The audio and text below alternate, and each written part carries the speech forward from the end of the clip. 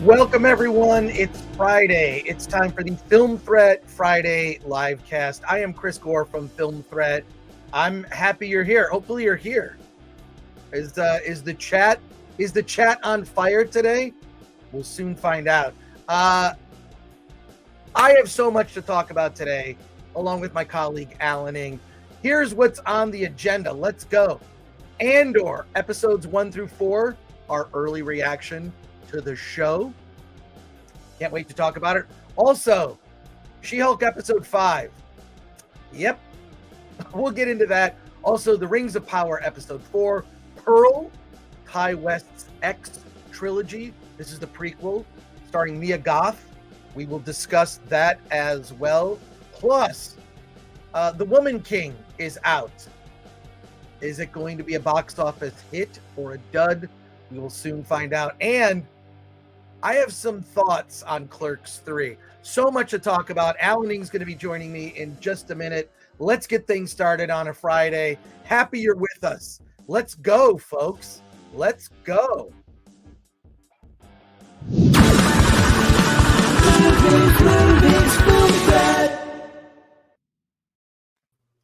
Alan Ng, hey, the editor-in-chief of Film Threat. How's it going today? Good. I'm just looking at stuff. I'm wondering, are we live? Yeah, we're live. Okay. Okay. Are we live? Are people watching? That's the question I was having. If you're in the chat and you're watching the show, let us know that you're live, that we're live. That's weird. I think things are weird on my end for some reason, but okay. Yeah, I see zero people watching us. Yeah, but we're getting comments, and Glenn is doing a great job grabbing comments, but I don't see those comments in the live tab. This is weird. Maybe it's a little StreamYard thing. Glenuccio behind the scenes, our producer, is going to look into this. He's going to see what's going on and check us on YouTube. But for those of you that are here, thank you for joining us. Alan, I'm excited to talk to you. Yes. I have thoughts and differing opinions from you. Yes. No one is surprised about a bit, and I'm ready for it. Okay, good. Before we get started, please smash that like button, especially just to let us know that you're here. Comment. We're going to be getting to your comments between every review and everything that we discuss. Additionally, we are Film Threat. You can support us. You can go to filmthreat.com just to read the website. There's a lot of stuff. A lot of stuff goes up there every day, and we talk about some of it on the show. But really, you want to go to the website. Also, go to filmthreat.com/newsletter. So, go and subscribe to our newsletter so you get notifications when we go live. You'll just see what we're up to in the world of Film Threat. And if you want something for free, send a self-addressed stamped envelope to Film Threat 5042 Wilshire Boulevard, PMB 1500, Los Angeles, California 90036. You'll see that is scrolling at the bottom of the screen. So, and also just, the usual. I'm getting all this out of the way because I don't want to discuss it for the rest of the show. Like, share, subscribe. So there you go. Let's get into it, Alan. I want to talk about actually the Rings of Power. It has been the bane of our existence, this show. Okay. The Rings of Power. I late last night, I watched episode 4, and I had a similar reaction to the first 3 episodes. I was bored out of my gourd. It's slow moving, but not in a way where I'm interested. Galadriel is even more insufferable in this episode than I think any episode. She's just, how did they think for a minute she would be a likable character? And I learned recently that the 2 head writers of the show, I guess they're Mormon, and nothing against Mormon, nothing against I have many friends who are very religious. Okay, so it's fine. But it explains a lot about the show. The show, I think, feels like it feels like a religious film in a way. Every action is punctuated with, some angelic, everything that people do, as if that's supposed to add more meaning to everything that's happening. I just don't care about the show. Alan, what are your thoughts? Yeah, I want to give up on this show so bad. Last night, it's just more of the same. It's the thing that bothers me the most is the pretentiousness of the show, the way it's written, the dialogue. They're trying so hard to sound like Tolkien that it just comes off fake. And again, where are we going? This is the thing that dawned on me this morning when I was thinking about the show. But who's the antagonist in the show? You know, they talk about Sauron or Voldemort, whoever the villain is, and it's Sauron. Sauron. Okay. Oh my God, Alan. I know, but who cares? Who cares? You know, everyone in the show is like friends getting together and working through a problem that friends have. You know, with Elrond and the dwarf guy. See, I don't even care the names of these characters. You know, they're just kind of working through some kind of friendship thing, and then he has to go to his father. You know, to make up, which is completely unearned. This moment that they're trying to build up to, and then Galadriel at the end when the queen decides that, well, I'm gonna, you know, here's the situation. You know, who's gonna come with me to return Galadriel to Middle Earth and see what's going on. You know, this whole thing is just they're trying to build to this moment and they just not earned it. And it's just frustrating how bad the writing on this show is. The writing is the main weakness, and I think the inexperience of the showrunners who haven't before produced a hit. Yeah. So, and I do think that it's feeling like a lot of like they'll get a wide release religious films and they're successful. And this kind of feels like that because everything is weighted with a angelic, like, you know, singing, and it's used so often as to be rendered meaningless. Now, I thought about, I actually don't think we're going to continue covering unless our viewers really want us to keep watching it. I think there's 4 episodes left. We're halfway through the season. And the good thing is, you know, on the positive side, we haven't seen the Harfoots for 2 episodes. Well, we will next week. Yeah, I don't miss them. But I was thinking like, okay, I like to be a positive person. I'm a positive person.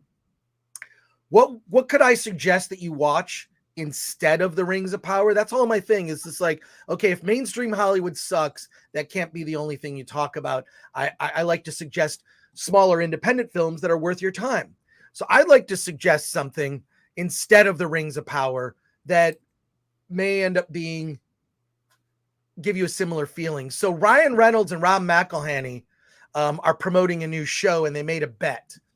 And one of the bets was, and this is to promote good colon health, because now they're recommending, instead of, you know, they'd say over the age of 50, get a colonoscopy. Well, now doctors are recommending over age 40 that you get a colonoscopy.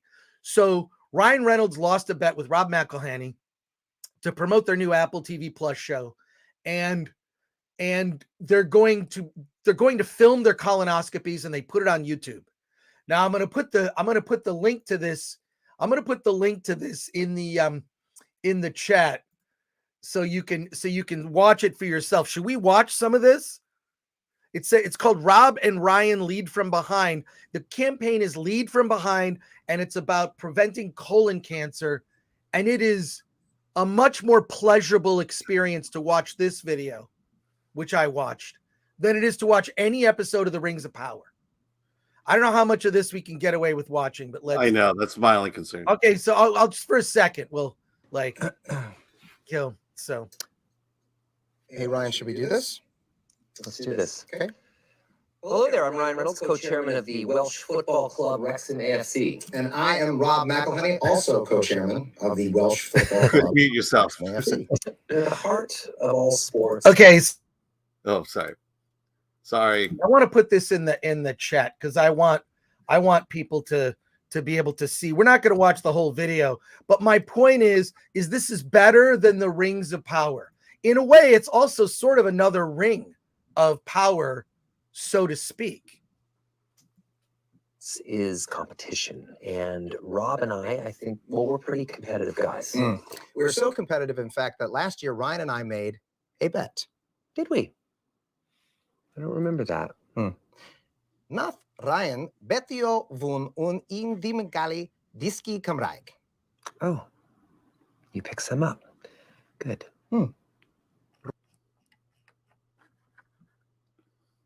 Likeable. He's likable on a social. Sorry, I had to mute you because you were echoing.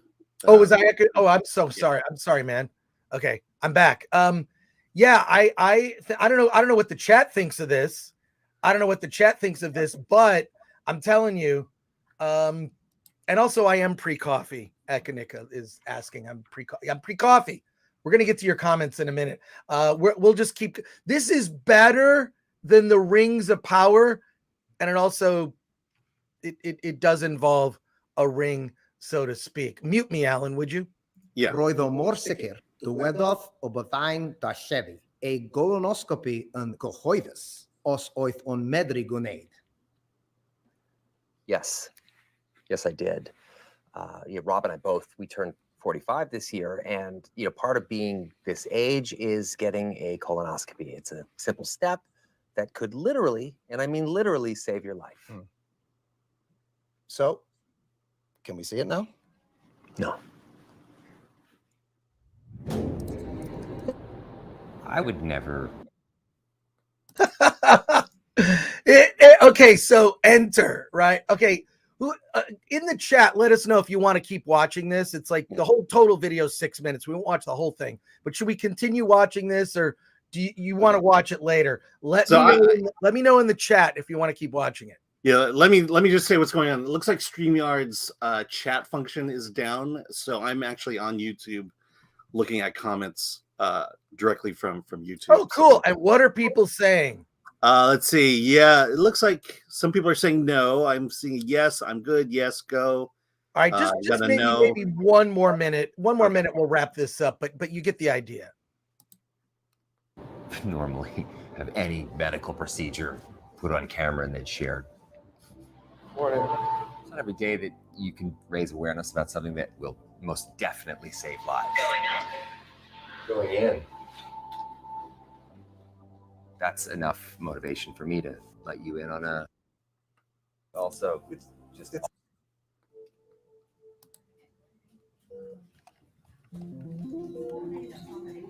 I'm gonna eat a graham cracker. You did such a good prep that I was able to find an extremely subtle polyp that was on the right side of your colon. This was potentially life-saving for you. I'm not kidding. I'm not being overly dramatic. Oh, hold on. Sorry. Not only is it life-saving for Ryan Reynolds, it's life-saving for us to tell you to watch this instead of the Rings of Power. So there you go. That's my thought on that. If the chat wants us to continue to cover the Rings of Power, I mean, I am going to watch it because I think I'm doing an episode of FNT in early October where we're going to discuss the show, and I need to be caught up. But but there you go, folks. Watch the Ryan Reynolds colonoscopy is more entertaining than the Rings of Power. Let's go to the chat before we talk about Andor right here. I want to say hi to everybody. I see a lot of folks. Jens Anderson of the Tari have to watch that shit show, Rings of Power. Akanika says, I like Glenn's thumbnails. Dom Taco's a member. I agree. The thumbnails have been great. Tad Lambert. I went in hopefully optimistic after 4 episodes. I can't even watch for the YouTube content. That's where I'm at. It's like, I feel like now it's like, it'd be like being mean to a puppy. Like the puppy's not going to hurt you. The puppy just is there.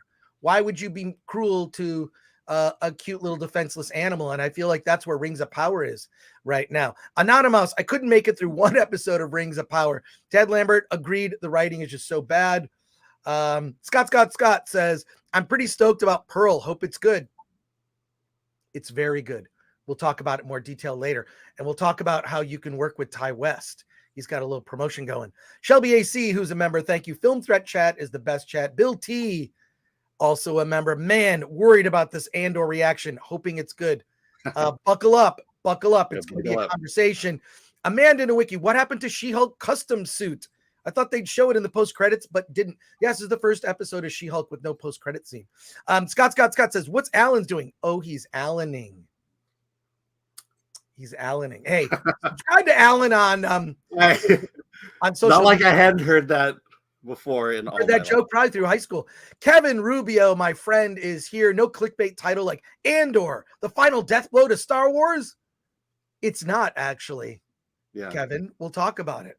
Hey, by the way, it looks like you're reading some of the starred comments from earlier.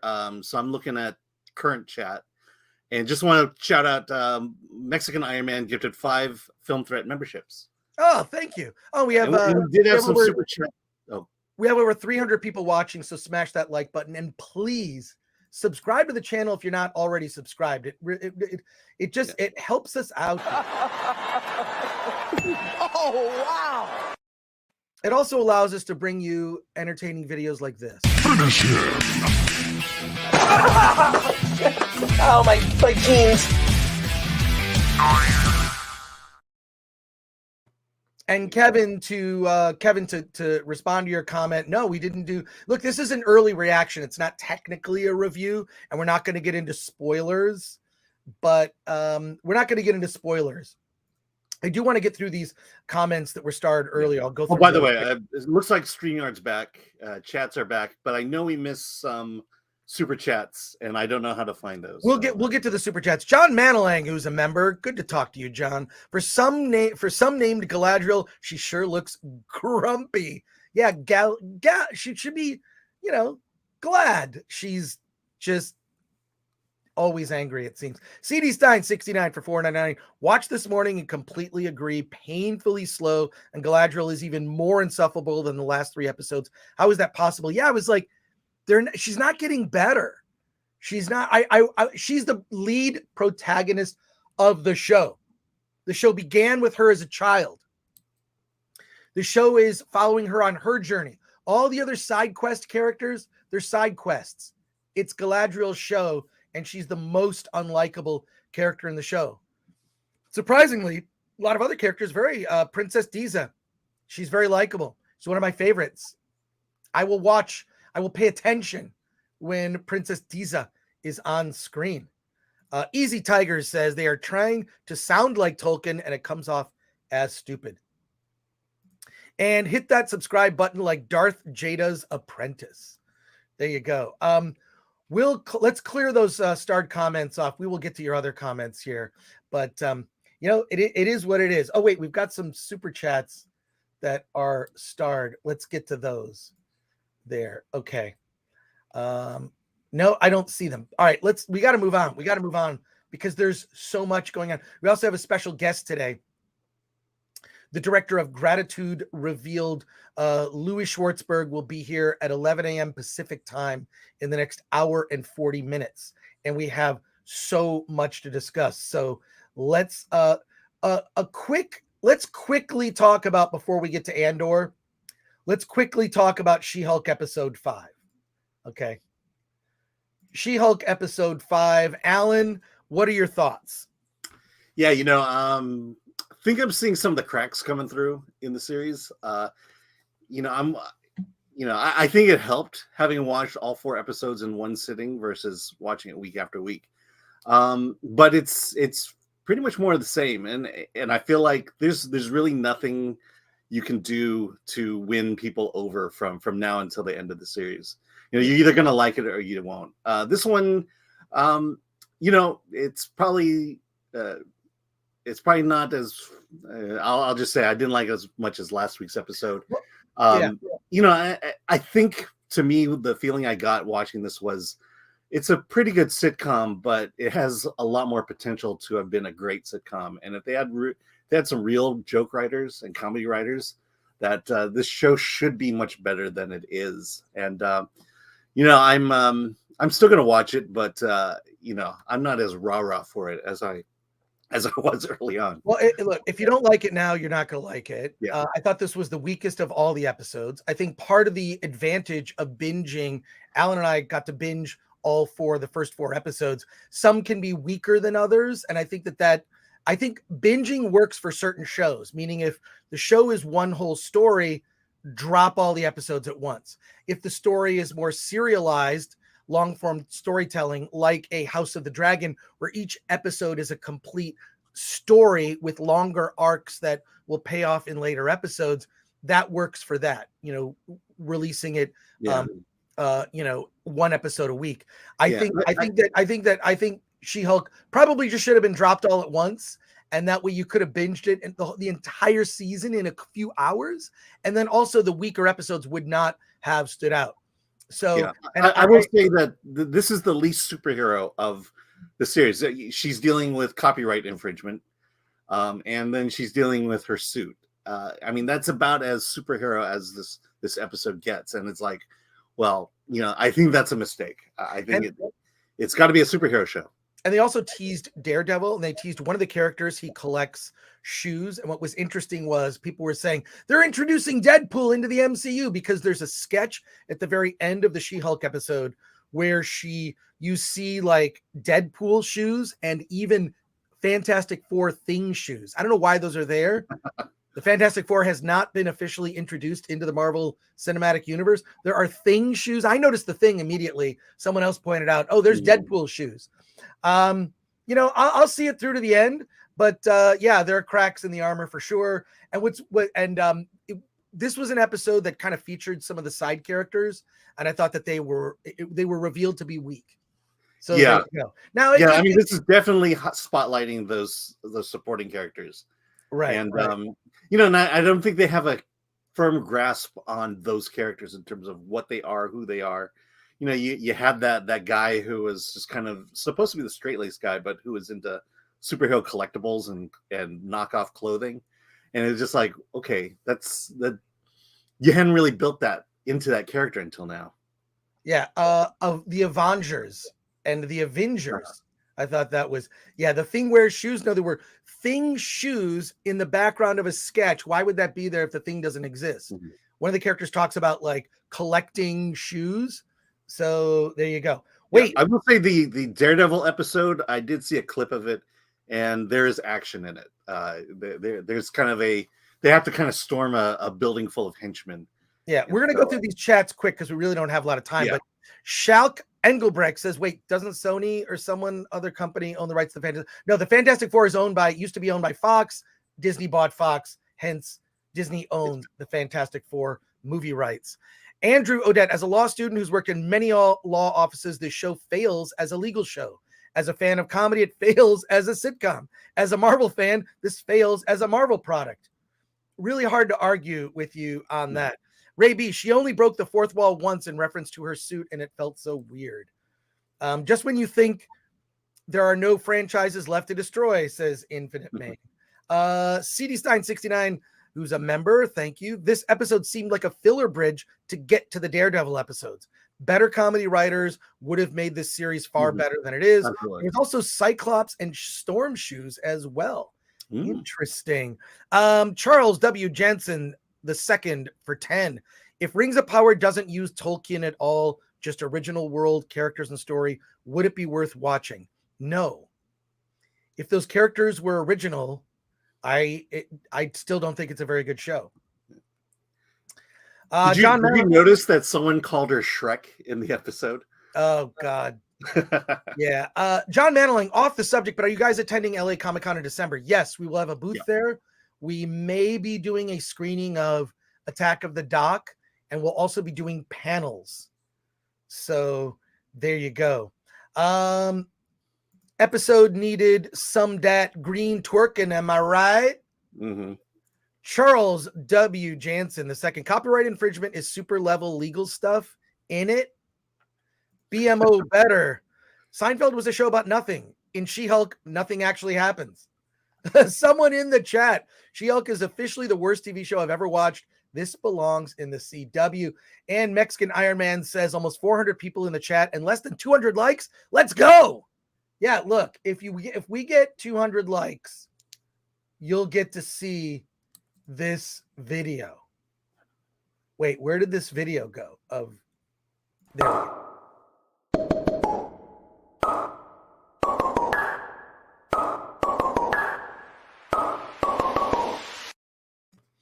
And that's it for She-Hulk. Yeah. That's it for She-Hulk. I'm going to watch it to the end, but I do think that this show would have benefited from being dropped all at once, because then the weaker episodes, you could have just binging, this episode sucks. Oh, this episode's got some entertainment, and it would have moved much quicker. Let's get to Andor, because that's why you're all here. Let's discuss Andor episodes 1 through 4. This is our early reaction, not an official review. We're not going to be getting too much into just sort of broadly about the story, just to give you a taste of what it's like, but not too many details and definitely no spoilers on this. So I want to launch right in and say that this is the most, and other people have said this, it's the most adult Star Wars that has ever been made. There are almost zero laughs or humor.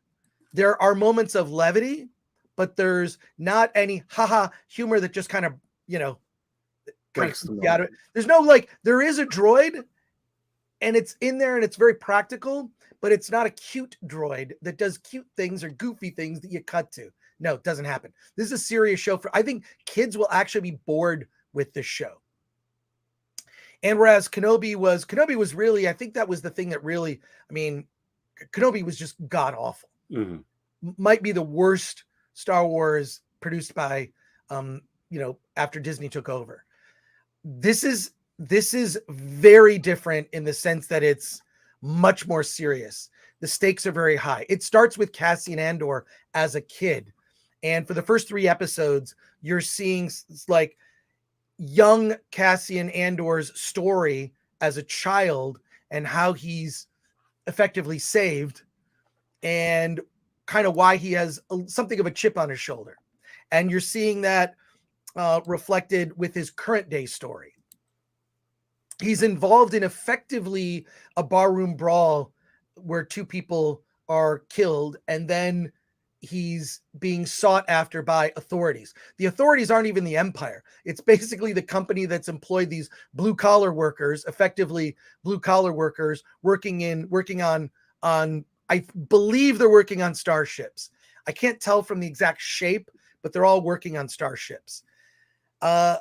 It's just the whole tone of it is different. It's even more serious than Rogue One in terms of its approach. And my understanding is it's being produced by the people who made the Bourne Identity series of movies. Yeah, the writer and the director. Right. The other thing about this show, it is the best looking Star Wars since I can't even remember. It's epic in scale. It's things where you'll see, and also just even the sound design. There's a scene where a TIE fighter kind of flies very low over a landscape, and you really feel it. You feel the scale, the size of it. Everything just feels more real and more lived in. And what I also loved about it is there was a bridge kind of between the prequels and the original trilogy, a much more definitive bridge. In fact, we see, Cassian travel to at least one other world. Well, 2 worlds in the first 4 episodes. It's a different look, and it's definitely Star Wars. I would say that the starship design is better than anything we saw in the sequel trilogy. Just hands down better. Design of starships. Everything feels way more real sets, real. There's an action scene where there's a shootout with involving Stellan Skarsgård's character and Cassian Andor. The shootout in a factory where stuff is going wrong. It's pretty amazing shootout. It's right out of some crime film or Western that I thought was great. And I really think that the thing that sets this apart is more than anything, the seriousness, the level of seriousness. There's another thing too. They go to Coruscant in I believe it's Episode 2. Is it episode 2, and you start to meet like sort of basically what amounts to the Empire's surveillance team, right? And a quick side note, the casting of everybody down to the most minor character is amazing. A lot of British accents, which I love because that feels Star Wars. A lot of, I mean, both, protagonists, on the Rebel side and on the Imperial side, British accents. Man, some of these Imperials are so evil just by the way they look. I mean, it just reminds me of old school Star Wars, that aspect of it. The other thing was you meet Mon Mothma and her husband, and you kind of get a little bit of the political machinations of what's happening on Coruscant. And it feels like there's a car that Mon Mothma kind of gets, she pulls up in this vehicle, and it looks like some 1930s thing, something out of 1930s Germany is all I'll say. Am I wrong? No, absolutely. It's not. I think that's intentional too. It's totally intentional, like 1930s Germany. It's got this sort of like this is Germany in a certain era, and that's what Coruscant looks like. Very cold. We've seen the vibrant, alive Coruscant of the prequels. This is different. This is a cold, much more imperial looking Coruscant that has it's less colorful is what I'll say. And they really get into politically what's going on. In the episode 4, Mon Mothma's, there's a dinner that's sort of a surprise dinner that her husband's surprising her, and there's some politicians that are showing up, and she's got some side deals going on. She was maybe the Nancy Pelosi of her time. In any case, no, I say that joking. But like before we get to your thoughts, Alan, there's some weaknesses in the show. I think the main weakness is there's a reason they're dropping 3 episodes on the 21st of September. And the reason is the show, it's not even like self-contained episodes. It's like, well, here's a good place to stop. The first 3 episodes is effectively kind of one story, right? And the episodes are about 30 to 40 minutes each. So it's not like your 50-minute version. And a quick side note also, this is, and people are going to be shocked I'm saying this, the chairs in the show are amazing. I literally burst out laughing when I saw Stellan Skarsgård's character is on this shuttle, and you see the chairs. The chairs are embedded into the cabin like what would happen in real life on a shuttle of a starship. They would not just be IKEA chairs sitting around like in the Kenobi show, which was so cheap. Everything looks lived in. Everything looks real. Everything looks practical. It might be what it's the best looking Star Wars we've seen in a long time.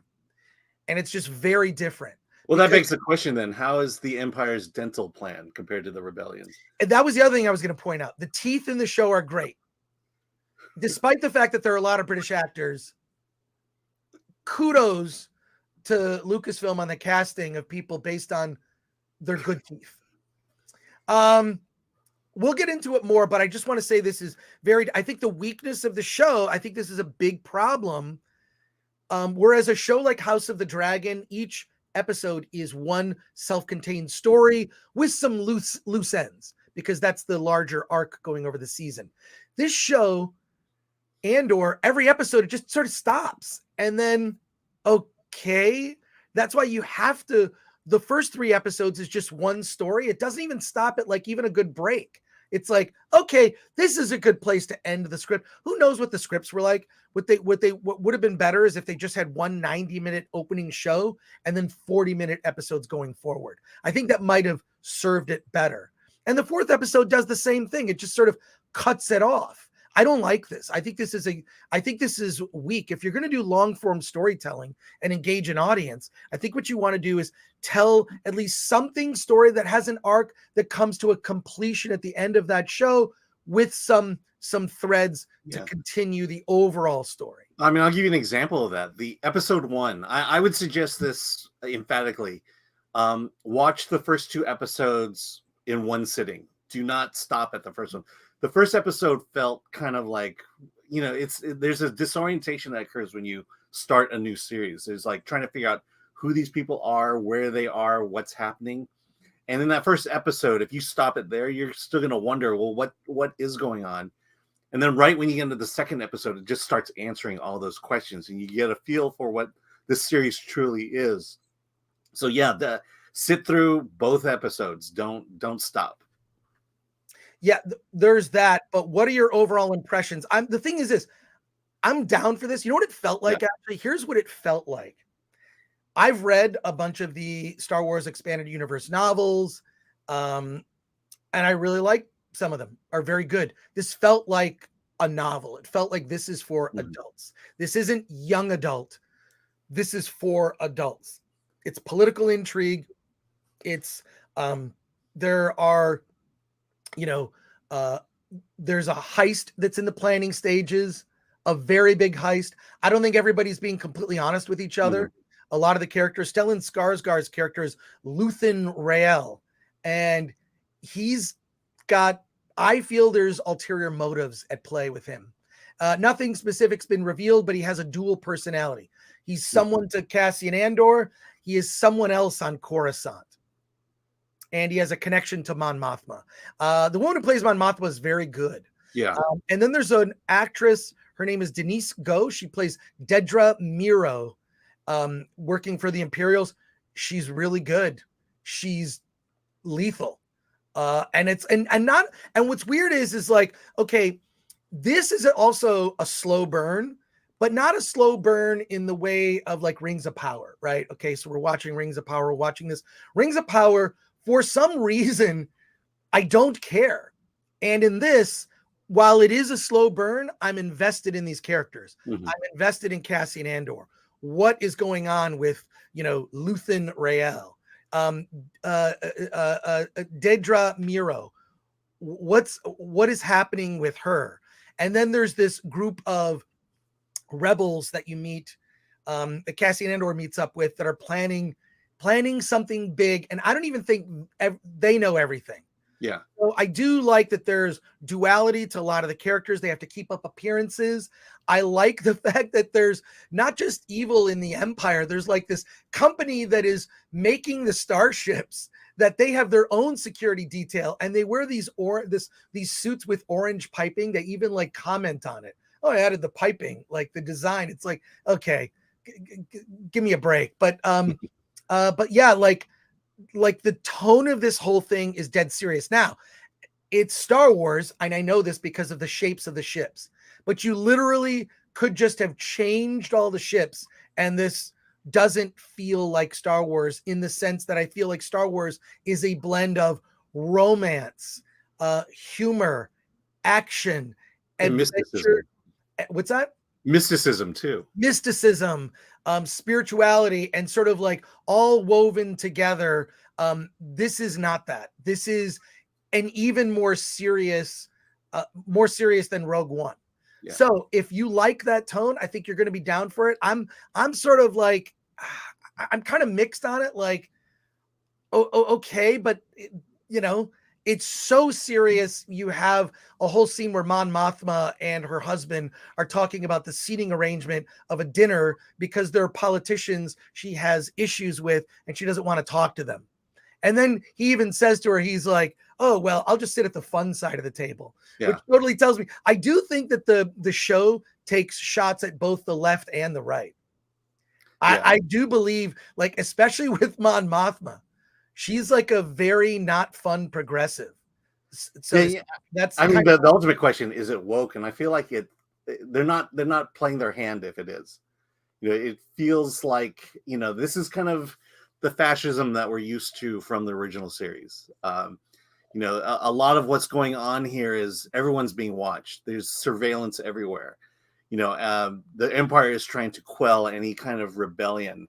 And I do there's themes to the fact that where the Empire is right now is they've become too complacent. and they're not, they feel like they've won, and they're making mistakes. And now the rebellion is starting to capitalize on those mistakes. And this is what I like about the series. It's very complex compared to what you've seen in Kenobi, for crying out loud. I think good and evil, there are a lot of lines being crossed. They introduce some Imperial characters that are like, well, I'm a little sympathetic to the position they're in. And then the rebellion, there's a lot of distrust. They don't know, no one knows who they really can trust. And that plays out throughout these first 4 episodes. And I like the fact that I feel like there's a lot more thought behind the story. There's a lot more thought behind characters, how characters are developed, the interactions between characters, not just good and bad, but between themselves, and the production values. It's like, compare this to Kenobi, and it's a million times better than Kenobi. And it makes you wonder, how did Kenobi ever get made? Who greenlit it? And why did they not even get 1/10 of the budget that this show got? So I'm definitely invested. I think this is intriguing storytelling. I agree with you. I do want moments of levity, and it doesn't look like we're going to get it. And I don't think Rogue One really had a whole lot of moments of levity. I think the best thing you can say about Andor, it is so different than everything else that Disney Plus is putting out, that this is probably the closest thing that Disney Plus has to, House of the Dragon or Westwood, that quality and that style of storytelling. And I think it's just worth watching because it is different, and it is something new, and it's going in some very interesting directions that you wouldn't expect coming out of the Disney content machine. Wait, did you say Westworld? Did you say Westworld? Yeah. It has that, like, this is not for kids. This is a show for adults that want to follow all the political intrigue. Mm-hmm. There's a little, the episode 4 bugged me a little bit. There's just way too much distrust of Cassian that just is just like, oh my God. But I think it's earned. Him. But I think it's earned. I think just a sec. For him just to show up and everyone say, oh, here's a new member of the crew for this heist we're about to go on, and then just accept him. There has to be this level of trust, and again, because of the nature of the way the Empire is set up, where there's surveillance everywhere, this guy could easily be a spy, and I think that's earned as opposed to forced in, where Rings of Power does. I think Rings of Power forces in these grand moments that just feel out of place because they needed it for a narrative purpose. Yeah, and what kind of kicks off everything at the beginning of episode 1, you see how cold-blooded Cassian is, but then you also see the motivations for why he is the way he is. Yeah, and I like that. This definitely goes. What Andor does is goes deeper layers, and what I think it's Lucasfilm should be embarrassed for how bad Kenobi was. If Kenobi was this level of seriousness and this level of production, I think we wouldn't have hated on that so much. I mean, you can't fix that script, but if at least took itself more seriously. There's also there's no Jedi. There's no lightsabers. There's no force sensitive people. None of that. It's effectively blue collar workers around the galaxy, not forced labor, but just trying to eke out a living, building effectively the starships for the Empire, and they're oppressed. So what happens to these worlds, right? What happens to, and it gets into, there's nothing woke in it, but there's definitely some commentary. There's, you see young Cassian grew up on this world that was pillaged through its mines. You see this sort of vast landscape that's just been gutted for its resources, physically just like gutted, like and just destroyed, which destroys the way of life of the people of his native world. And so like that's just a little commentary. It's not forced. It's not like it's not even spoken about. I'm talking about it more than was mentioned in the show. It's just a part of the show. Hey, the Empire mined this stuff. It kind of destroyed this world, but whatever. Cost of doing business, and that's it. It's not a big deal, but it is sort of a commentary on resources on our own planet, right? It's a commentary, but not in the way that's like so on the nose and what we've come to expect. That's been really annoying. Just a lot of preachiness. There's no let me bring up this cast is very diverse. It crosses spectrum except for Asians, but it works because they don't call attention to it. This has not been a talking point of this series, nor the promotion of this series. Right. And so you just accept the fact that, not every single person on this cast is white. It's not a white cast. It's a diverse cast. And, and again, because they're not calling attention to it, it feels like it works. Yeah, I agree with that. Yeah, like they're not like calling out, look at the diversity. It's just, it's just well-cast actors. It's just well-cast actors. Yeah, across the board. It's just great casting choices. Yeah, like the character Dedra Miro has like this kind of rival who's a black officer, and they're both really good actors chewing the scenery, going at each other about ways that they should be dealing bureaucracy, with. Yeah, bureaucracy. It's almost like parts of it even felt like this is a good thing. It's not a bad thing. Parts of it felt like an office drama set in the Empire. Like all the office politics of the mid-level officers, not the generals sending out, fleets of starships. No, these are the mid-level officers and what they've got to deal with. So in a way, it's kind of like you're dealing with the blue-collar workers scattered around the galaxy, just the regular people trying to get by and make a living. Then you've got sort of mid-level blue collar, almost at the same level, mid-level or lower level imperial workers and kind of what they have to deal with. And that's what the show is about. Yeah, I will say I'll also say this about characters. The great thing about the story and the characters is everyone has a vested interest in the story. And they all come at it from different directions, which just speaks to the broadness of speaks to how well this story is put together. And I'm very optimistic about this one much more than others. I feel like we're going to get consistent filmmaking throughout the rest of the series. Yeah, it just feels bigger, more epic in scale. It feels like they spent a lot more money on this. It feels like also, it feels like this, if they had edited it differently, maybe it could have been a movie. I think that they're just I just don't like the fact that if this is going to be episodic, make the episodes have their own stories with just a little, with just the long story arc sitting out there. I don't want to see an 8-hour movie, necessarily. That's what we're going to get. I'll just say this. I think the foundation of this show is very strong. And I'm much more confident that it's going to succeed and end well versus She-Hulk, where the foundation of that show is good, but you can tell that it could fail at any moment. It just takes one wrong thing and the house of cards falls. Well, quick thing back to She-Hulk, because Paul Chato, Call Me Chato, go to his channel. He just did a review of episode 5. We talked about it earlier, and he said that what people like is familiarity. They like the show does this, blah blah blah, whatever. Back to everything is all good at the end, right? There's chaos, then everything, and it's like She-Hulk has not gotten in that groove yet. It started to, and then it's kind of gone off like, all right. So and again, I think they should have dropped all the She-Hulk episodes at once. I think that would have helped it, and maybe this could help with Andor as well.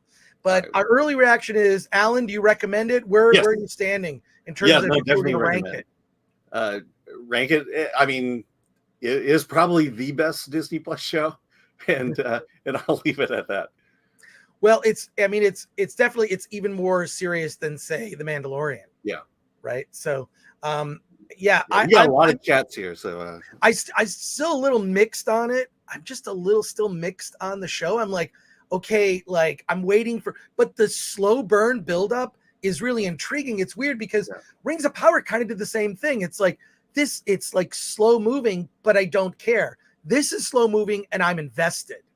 And there are, especially in those first 3 episodes, there's some really good action. And then So are you saying that you're hesitant because of Disney's track record up until this point, or hesitant generally speaking? Maybe the track record. I just like, okay, show me something big. Like, it's building, but I will say, based on what I've seen, it's very good. It's very good, and I will continue to watch it. Let's go to comments here from people. I'm going to start from the bottom. Alan got that Disney cash. This is Fletcher Williams. Chicago Box, if it stays away from everything else and focuses on the old conversations we used to have about the Empire and what it took, could be okay. Yeah, it definitely focuses on aspects of the Empire we have not seen. Same thing with the Rebellion. Same thing with so you've kind of got like 3 main stories, which is the sort of beginnings of the rebels, which are basically just thieves and criminals. They're thieves and criminals, and Cassian is a thief. And then you've also got sort of the Empire, and then you have the politicians and kind of what they're doing. So they're kind of 3 main storylines that obviously will all converge. Adam Iglesias, who's a member, thank you. I won't give this show a chance, even though it's a lot better of a story than previous shows. I won't give it a chance. This is not Star Wars. It feels terrible. Looks nothing like Star Wars. You're right. I mean, that was kind of my point I was trying to make. It doesn't feel like traditional Star Wars, right? It feels more like one of the novels that I've read that has a much more serious tone to it. It takes itself very seriously. Like, being in the Empire, it's a job and not an easy one. No one has any easy jobs in this world. I mean, this is Rogue One. I mean, if you liked Rogue One, I think you're gonna like this. I think Rogue One.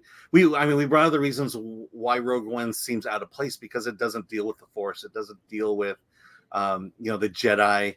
It's just a story of the lower class community of Star Wars, basically the working class. Holy Hand Grenade says the diversity casting may not be a talking point, but the fact that the entire show is a commentary on a Trumpian world is they just can't help themselves. I don't think it's a comment on that. I think that part of it is even a comment on progressives on the left. It's not. I didn't see that was just some actress making a comment to sound smart. It's not. Yeah. I mean, I didn't get the sense that this is Trumpian at all. I feel like, and I again, it could be hidden and it could be buried down deep, but I don't think it is propaganda. I don't think it is a commentary of today, which again, that could show itself later down the road. There's 24 episodes coming, so you never know. Is it 24 over 2 seasons? Is that right? Over 2 seasons. Two seasons of 12 episodes. Okay, and good. They are filming the 2nd season right now. Yeah, it's it felt more like 1930s Germany. Mm-hmm. And I think it definitely projects that when we get to Coruscant, you kind of see the tension in Coruscant. People are hiding and keeping secrets, right? Yeah.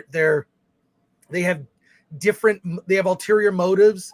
It seems like every character has an ulterior motive and is kind of hiding something. The prequels were very much about politics as well. I mean, there's a lot of commentary on politics, but I don't think it was a commentary necessarily of a particular party at that time. Yeah. Bill T is a member. Sounds like they are focused on the story and not concerned about virtue signaling. Kara, who's a member. Thank you. Alan, I don't care about diverse cast if there is a story. Yeah, you're not going to care about the cast in this. And also the fact that the actors are actually all very good. I would say that was one of the things that stood out. It's like because I think that was a weakness of Kenobi. I thought the young girl who played Leia, I thought was terrible. I don't know. That was a huge. Even the kid who played Luke was not great. I'm very impressed with what they are doing with Mon Mothra. Mon Mothra? Mon Mothra? Why do you say Mon Mothra? I knew I was going to say that. Mon Mothma. Well, that makes sense that you would make that mistake, I guess. Yeah. And then, but they're putting a spin on her that I really appreciate. Right. Dave T. Geek, the problem with Star Wars is that too much world building actually kills it. World building and things like Wikipedia undercut the mythological, timeless aspect of the original films. Yeah, good point. Okay, wait, I'm trying to. Holy Handgrids, I find it hard to believe, Chris. I'll continue to hear you out, but I can't give Disney my support. Don't blame you. I don't blame you. I mean, again, the track record. You. Disney's track record is probably the thing that's going to hurt this show the most. Yeah, Thomas too. Like, I have zero interest in Andor. It has none of the things that drew me to Star Wars. I'm also one of the only people I know that hated everything about Rogue One. Yeah, I didn't love Rogue One. I thought the Darth Vader stuff was cool, but I thought it was weak and kind of thrown at the last minute. It seemed tacked on. So, you're not going to like this then. Yeah.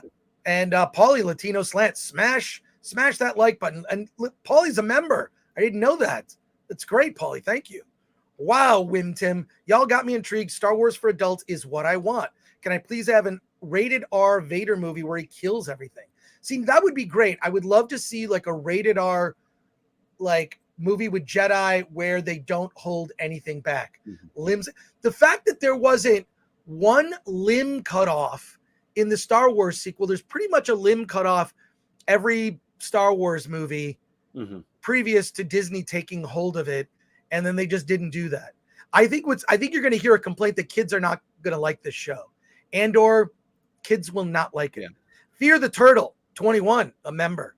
I will probably check it out because I like Diego Luna and Rogue One, but I can't understand why they put so much money into a show about Andor and not a beloved character like Kenobi. Yeah, if the Kenobi show had this tone and production value, we would it would change the conversation. Like I'm like, my mind is because the Kenobi show should have been dour and depressing and sad and tragic, all of those things. And yeah, you're right. Oh God. Well, the main difference is the Kenobi show was given to the hands of people who didn't know how to make a TV show. You know, Andor is given in the hands of seasoned veterans who know how to make a movie, who know how to tell stories. And that's the biggest difference. And you definitely want to give more money to people who know what to do with it than who don't. Infinite Main, the best part of Rogue One was the blind Asian man. Is he coming back? I didn't notice, but I doubt it. Saw Gerrera is coming back. Yeah, but I think Don Yoon's character was. I think they came across him in Rogue One, so I don't think there's a history there. Well, Saw Gerrera's in it. He has not been in the first 4 episodes. Solomon Thornton. So it is basically the political side of Star Wars that George Lucas wanted to expand on. Yes, it is. The Chicago Box. I just can't get excited about Star Wars anymore, even if it's great. It sucks how ruined it is for me. Holy Hungry. It's been confirmed to be a commentary on Trump. Well, I'm telling you, I haven't seen it yet. Yeah. It was only a comment from an actress. Why not just tell a Star Wars story instead? Disney, Lucasfilm, that's why. Utter crap. It's more a comment on history in 1930s Germany is what it felt like to me. It didn't feel like Trump in any aspect. There's no like, the Emperor doesn't come out and say, you know, we're going to build the greatest Starfleet. You just wait. We'll have Death Stars, Star Destroyers. It'll be huge. It'll be huge. We'll have a huge Starfleet of Star Destroyers.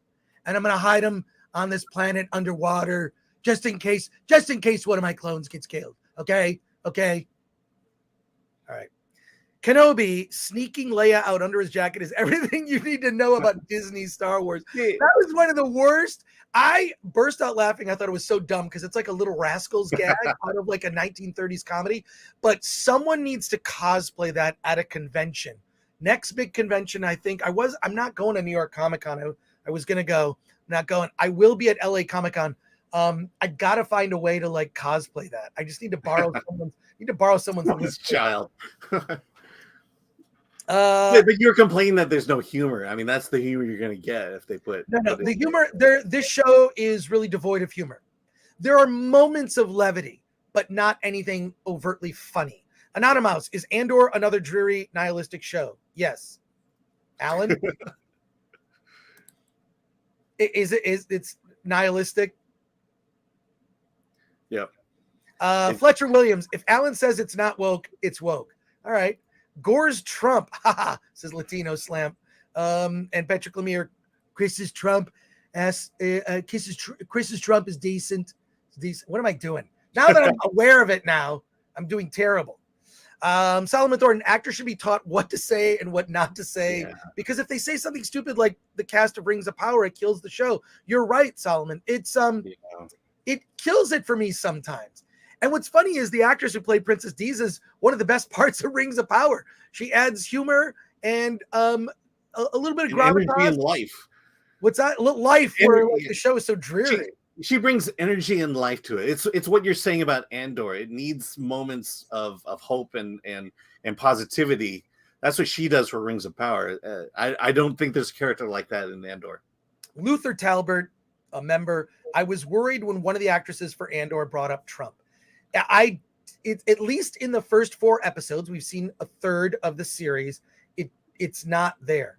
Oh yeah, John Manalang, dead on. It really sounds like a Shadows of the Empire like story. Absolutely, Shadows of the Empire was like. First of all, I love the video game. I bought the soundtrack. It was everything except a movie.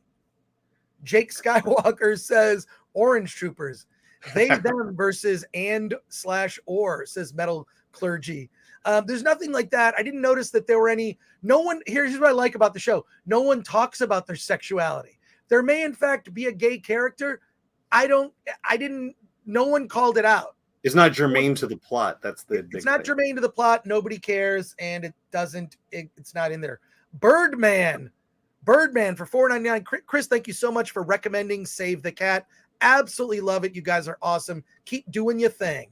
Yeah, Save the Cat is a book.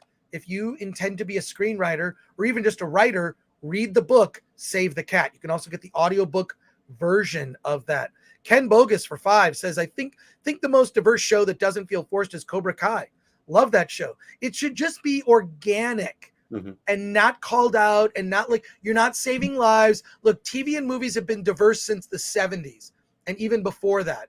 Less before that, but really the 70s was just like, we're just going to do this, but we're just not going to say anything. So, yeah, Jake Skywalker, we must be cautious. Great. That's good, man. Isn't it a bad call if you can even get hooked on the first episode? When did TV shows get so bad? Yeah, it's like I'm 4 episodes in and I'm like, okay, I want to know what happens. Like the deliberate sort of slow burn is I really wish Kenobi was this show.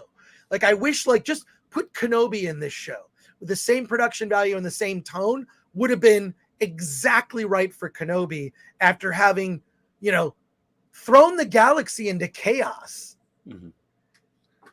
Yeah. It seems like television nowadays is, you should see the show because I made it. Oh my God. Holy hand grenades. Disney got to Chris too? No! He was supposed to free Alan from their grasp, not join them. I had to really, yeah. And so here we go. Chris, the chair police Gore, says Holy hand grenades. No, but okay. If you can't get the chairs right on a space shuttle, you have failed. The chairs in Andor, and I will say this, all the production value, you're going to go, oh, wow. So all the money went to the salaries of Hayden Christensen and Ewan McGregor instead of the actual show. And then in this show, they just hired decent actors, like Forrest Whitaker and Stellan Skarsgård, and obviously Diego Luna are the most, notable. We've seen them in other things, right?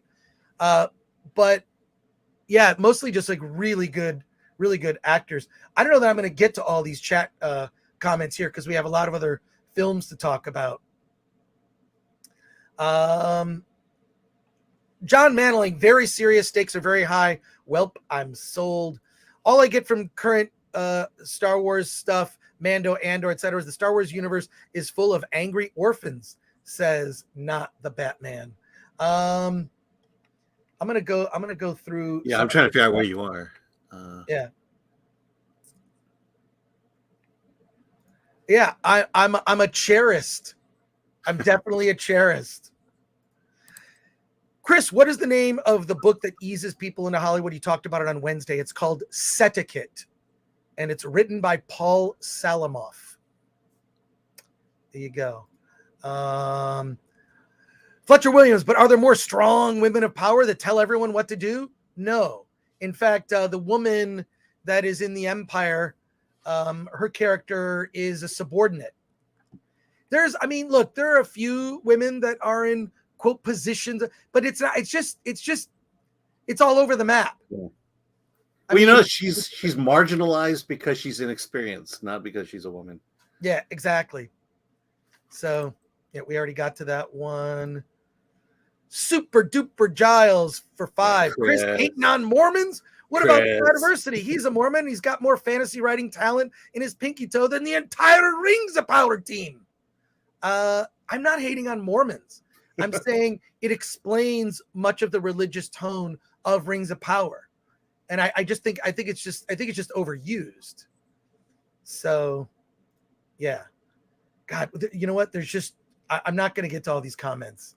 Alan, could you filter the comments for a second, and we'll come back to them. Here's a good one. Okay. What do you think of the dialogue? I thought it was really good. Yeah. I thought it was well written. It's Tony Gilroy. He wrote it. Did he write all the episodes? I believe so, yes. Yeah. And how's the dialogue? Disney has yet to get that right, says Scott. It's good. It's good. Yeah, it's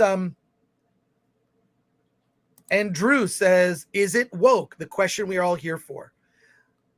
I'll say this, it's not overtly woke. We mentioned earlier that there's a planet that's been pillaged, mined, which affects the locals, but they don't talk about it. Like, God, if only the Empire hadn't come here and mined our planet and destroyed our way of life. They're so evil. No one ever says something stupid like that. It's just part of the story. So are there messages? Sure. But is it overt?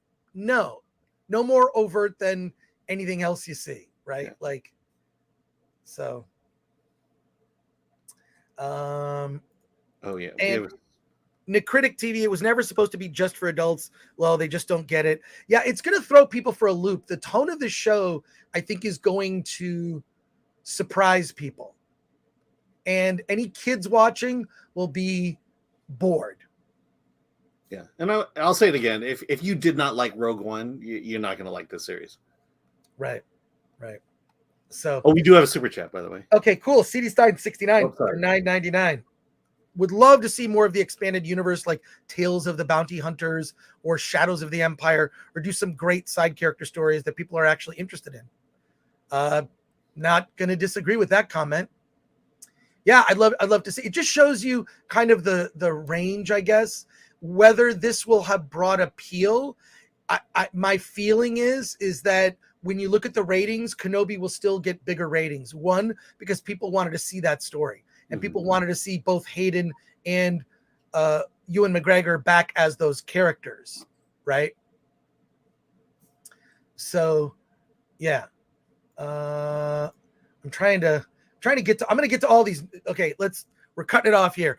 VDR, I'm not even a Star Wars fan, but you're selling me on this, Chris. Yeah, like that's the thing that struck me as I'm watching this. I'm like, does this even need to be Star Wars? The only way we know it's Star Wars is because the shape of the ships. Like there's TIE fighters and there's familiar ships, but this could have been something else. But we all know where it's going, right? It's leading into Rogue One eventually. So there we go. Going to blaze through these comments. We're going to switch gears and talk about some other stuff. And then we'll come back to talk about Andor later. Ramina Jones, environmental destruction has been a part of sci-fi since inception. How can that just be woke? I'm not saying, Ramina, first of all, great comment on that. Dune comments on that. Dune is effectively about colonizers coming into a planet to pillage the resources. It's a thread in science fiction. What I'm saying is, what woke does is just like points it out. It's sort of underneath the surface, and it's underneath the surface here, and that's a good thing. That's what I'm trying to explain that. That's like people are sort of conflating that. I think woke is when you're being lectured about it, right? this is just part of the story. And Romina Jones, thank you. That is Dune. In fact, Frank Herbert started as a journalist studying ecology. He studied life in the desert and wrote about it. Dune is like his first novel. So, yeah, but you're right, Romina. Great point. Thank you for that. That's the point of the day. Thank you. Amanda Nowicki, yes, but where are all the gay and non-binary people in Andor? It's just not mentioned. There is a couple, like there are two lovers. Something goes bad between them, but it's not, and as it should be. They're not characters. They're just not. It doesn't matter, right? They could be gay. We don't know because we're meeting a lot of characters in this universe. I mean, Mon Mothma is married, has a husband, although I think there's going to be trouble in paradise there. The husband's not so good. So there is hope. Yes, there is. The droid in Rogue One was probably the best in Disney Star Wars. I would agree. Fletcher Williams says, what's with all the shows doing the when the were children trope? What? Oh yeah, when they were children. So when they were children. Yeah. You see it in so many shows now. Yeah, I mean, it's really just the first 3 episodes. You kind of get Cassian's. And actually, I think is important to like why he is who he is and why he kind of has like a mission, like his troubled life as a kid. I don't want to go into it. Yeah, and it is a commentary of the Empire and the basically the raping of a planet of its resources. Am I allowed to say that? I don't know. You are. Let's see. XGamerX for 5. Thank you for that. Hey, Chris, a few months back with Gary, you mentioned an animated movie, violent and trippy. I forgot the name. Please help. Oh, man. Do you have any more details? What did I say? Was it The Spine of Night. Look up The Spine of Night. And we've interviewed the filmmakers on this channel. So after you check that out, The Spine of Night, it's like a heavy metal comic brought to life. Tons of full frontal nudity. Alan loved it because of the penis. A lot of penis, a lot of breast. Yeah, a lot of nudity, incredibly violent, like a heavy metal comic brought to life. Yeah. The Spine of Night. I believe it's on video on demand. And you interviewed Joe Manganiello and Lucy Lawless as well.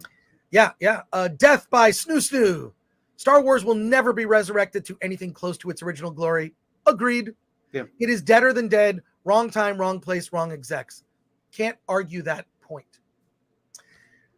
We're going to switch gears here for a second, but Amanda Wiki has a question. When does Attack of the Dock come out? Attack of the Dock is premiering at the Tucson Film Festival the weekend of October 13th. I will be in Tucson. So, Alan, I'll be doing the show from the hotel room there. So look for you'll have to run the show, Alan. So I'll be in Tucson for that. If you are in Tucson, tickets go on sale. I think shortly. Just go. It's Film Fest Tucson is the name of the festival. So check that out. My buddy Herb Stratford runs it, and he's like, "I want to show your movie." I showed it to him, and so it's premiering there. Will literally be done like just in time to screen there. Then we're going to do some other screenings, and it looks like the Blu-ray will hit before the end of the year, but I don't want 100% promise because I checked with the Blu-ray, the place that does Blu-rays, and they say they're having supply chain issues for DVDs that are doing low runs because we're only going to press like a few thousand, and that's it. A few thousand, that's it. Then it's going to come out on VOD.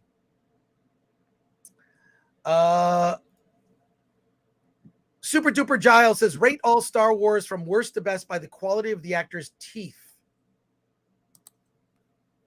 Well, I would say Kenobi would be at the bottom of that list. And Chicago Box says pre-orders eventually. So, Spidey Sensei 72 says, will Chris travel around with Attack of the Dock like Kevin Smith is doing with Clerks III? I don't know. I will accept an invitation if you would like me to show the movie and give a talk. I'm happy to do it. There's a lot happening at G4 right now. And I think that it'll be a good thing that this documentary is coming out in timing with what's happening. It will remind people why people initially cared about G4, why the audience cared. And what's happening there now is I'm going to save my comments for another time. So Patrick Lemire says, the Film Threat doc trailer gave me chills. That one's a year off. And then I'm actually working on a couple of other side movies. Like after these, I'm already trying to like tee up the next thing. So yeah, I'm glad you enjoyed that, Patrick. Let's switch gears here. We're going to come back to Andor later in the show. But I want to talk about, for a minute, I want to talk about Clerks III. This is a re-review because I saw Clerks III with an audience. It wasn't packed. It was like a little over half full, maybe 2/3 full on Wednesday night. Alan was meh. I enjoyed it. And I'll tell you why. Kevin Smith, to me, was an inspiration when he made the first Clerks. I think that movie was a real standout in 93, 94 when that film came out. And it was an inspiration that like some kid could just go to Sundance and sell a movie to Miramax. How insane is that? With literally a contract written on a cocktail napkin from a bar in Park City, Utah. It's amazing. Clerks 2, your mileage may vary. It is bold what Kevin Smith has done with Clerks 3 in the sense that there will not be a Clerks 4. This is a definitive ending to this series. I don't know how he could have done it. And it's done in such an emotional way. And I think it clearly was cathartic for Kevin. What we saw was a Fathom Events.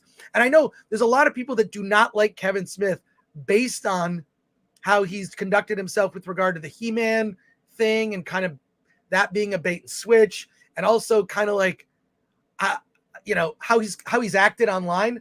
I get it. I totally get it. I find Mark Ruffalo insufferable. Mark Hamill, love the character of Luke Skywalker. Mark Hamill as a person on Twitter is like, it's just annoying. And I would, unfortunately, Kevin, he's definitely outspoken and he's definitely kind of feigning to Hollywood in order to work in some capacity in that world. But Clerks 3 is something that is outside of that. It really was for fans of the series, fans of those characters, and it's Dante and Randall's perfect ending. In a way, it's like a love letter to movies and indie filmmaking. That's what resonated to me. And it features the two actors who play Dante and Randall. My God, there's like maybe 2 or 3 major scenes where I can't believe that acting came out of them. It's brutal. I mean, yes, there is the, potty humor in there, but holy shit, they're dealing with becoming middle age, of like being losers. If you've seen the trailer, the plot is Randall has a heart attack. He survives it, decides he's wasted his life, and he's going to make a movie. And what movie is he going to make? Clerks. He's basically, although they call the movie Inconvenience in the movie, but he's effectively making Clerks, right? I wasn't even supposed to be here today, right? Like that thing, it's such a great bookend of the first movie. And it is the definitive end of this series. And I thought it was incredibly bold. I talked to a couple of people last night at our movie meetup group. One guy said, yeah, I saw it. I cried at the end. Like it really, you would not expect it. Now you're going to have to be a fan of Clerks to appreciate it. And you're going to have to be an indie film person, I think. There is a thread that kind of bugs me. One of the characters is very Christian in the beginning and then changes their religion to kind of be less Satanist and goth. It's a running gag that didn't quite work for me. So it's not like I'm giving this movie 100%, right? That's the stuff that kind of dragged it down for me. It was the real life drama that was like, my God. The actor who plays Dante, and I feel bad I'm not remembering. Can you look that up? Oh, yeah, I'll look it up. The actors who play Dante and Randall knocked it out of the park for this thing. They really did. Like, I mean, you could hear a pin drop in the theater during like 2 very dramatic moments. Yeah, Brian O'Halloran. Right, Brian O'Halloran. How can I forget? And then Jeff Anderson is Randall. And Jeff Anderson. Brian O'Halloran, Jeff Anderson, kudos to them. Really, it's like their whole lives. And the fact that this was like a story 30 years in the making. Weird thing to say, but if Star Wars The Rise of Skywalker had ended this way with an emotional like thing that bookended, it's like a perfect bookend. Clerks 1, 2, and 3. Clerks 3 is the perfect bookend to the first Clerks movie. It's Brian O'Halloran and Jeff Anderson. It's there, and the fact that also at the Quickie Stop they brought back a bunch of the people who did like little cameos and little parts like in the original movie. They're in this movie.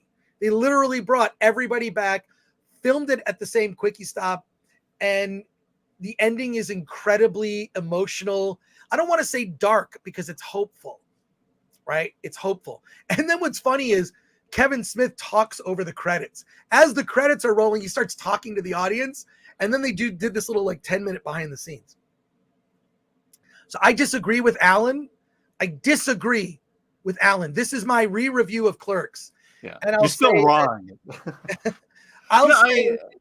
Look, you enjoy that ending. The ending was good, but the thing is, you had to suffer through really bad acting to get to that point.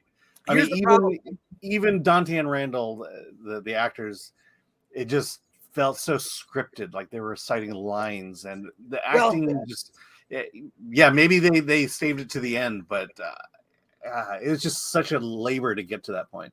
Well, I'll say that like it's the acting is varied.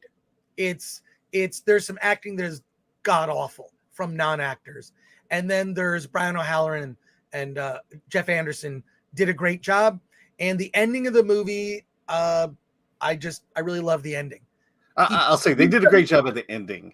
Yes, I wouldn't say they did a great job leading up to the ending. Okay, all right, fine, fair enough. But there's also some really fun cameos, many that won't surprise you, like Ben Affleck. But there's some very good, some good cameos. Sarah Michelle Gellar. If you're gonna see your last Kevin Smith movie, make this your last one. The ending, he stuck the landing on an ending, because when you look at movies that like trilogies, like Rise of Skywalker might be the worst example of like not sticking the landing and just ruining Star Wars, including the original trilogy, or say even like The Dark Knight Rises. That didn't quite like as a trilogy, as an ending, and the very end of the movie, the last third. Holy shit! It's just like it's fantastic, and it pays off so many things. So Alan, so the ending, yes, but like parts of the movie, I found the thread with the goth guy, the Satanist goth character, was sort of stupid. Yeah, I mean, that grew on me over time. It started bad, and I was starting to appreciate the various iterations. I mean, I think my biggest comment about it was, I think you do have to be a Kevin Smith fan to enjoy this movie. Otherwise, I can't see how people are going to like this movie outside of that. Yeah, look, if you're a Kevin Smith fan, it's an 8 or a 9. If you're not a Kevin Smith fan, it's a 0.0. All right, moving on. Let's talk about... Did you want to get the comments on that one? Or do we want to go to comments? We do have some... I see some super chats. And a few comments. I'll do some quick comments here. We're really, really behind today on the show. Pilgrim Media for 2. Love your work, Chris and Alan. Thank you. Well, thank you for the 2. Ken Bogus for 5. Ending of Clerks 3 shed some tears, and I keep thinking about it. Ken, you saw it too.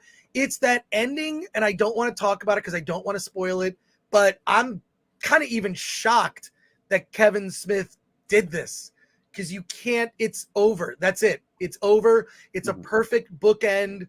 And Ken, thank you. Bill T, their friendship is crumbling before our eyes. Now, part of why I love talking to Alan is we disagree. I'm not gonna diss Alan just for his opinion. Not the Batman. I heard when Kevin visited Clerks 3 set he cried, so they gave him the job. The Chicago box says sad because Clerks was so great for its time. Agree, it was of its time. I don't know that it completely holds up, but it shows you what you certainly couldn't make it again. That's for sure. It inspired a lot of other filmmakers, and that's something I think it's important for what we do at Film Threat to inspire filmmakers. We try to do that. I take that back. You could make Clerks again, but it would be an indie production. Yeah, you could do Clerks and just gender and race swap the two leads. Latino Slant said, let's get to 400 likes. Come on, people. And look, George the Giant Slayer, George gifted 10 memberships. Thank you, George. Thank you. We appreciate that. Infinite Main. Oh, wait, Solomon Thornton. Imagine what would happen if Kevin Smith and Tim Burton continued that Superman film. Well, you can kind of see that in the death of Superman Lives. What happened? Yeah, the Chicago Box says Smith's political stuff aside, his work has fallen off big time from where he was. I'm not going to argue with you on that. I'm not a big fan of Kevin Smith's mainstream work. Whenever he delves into mainstream, I just don't care. He directs an episode of a CW series, so what? I don't like that. I like when Kevin Smith can be himself. Snake Oiler says Kevin Smith now selling his tears. And Infinite Main says Kevin Smith lost his creativity when he lost the weight. Shame he had to change so much just to get healthy. So there you go. We're going to leave it at that. And we're going to switch gears and we're going to talk about Pearl. Pearl is Ty West's, Alan did not see this movie, so I'm going to talk about it. Pearl is Ty West's, prequel to X, which we reviewed actually earlier this year. X is a horror film about a group of kids making an adult film at a farmhouse that they've rented, and horrible murders take place. Who was responsible? Pearl. What happens? Pearl is an older woman that ends up being the killer in X.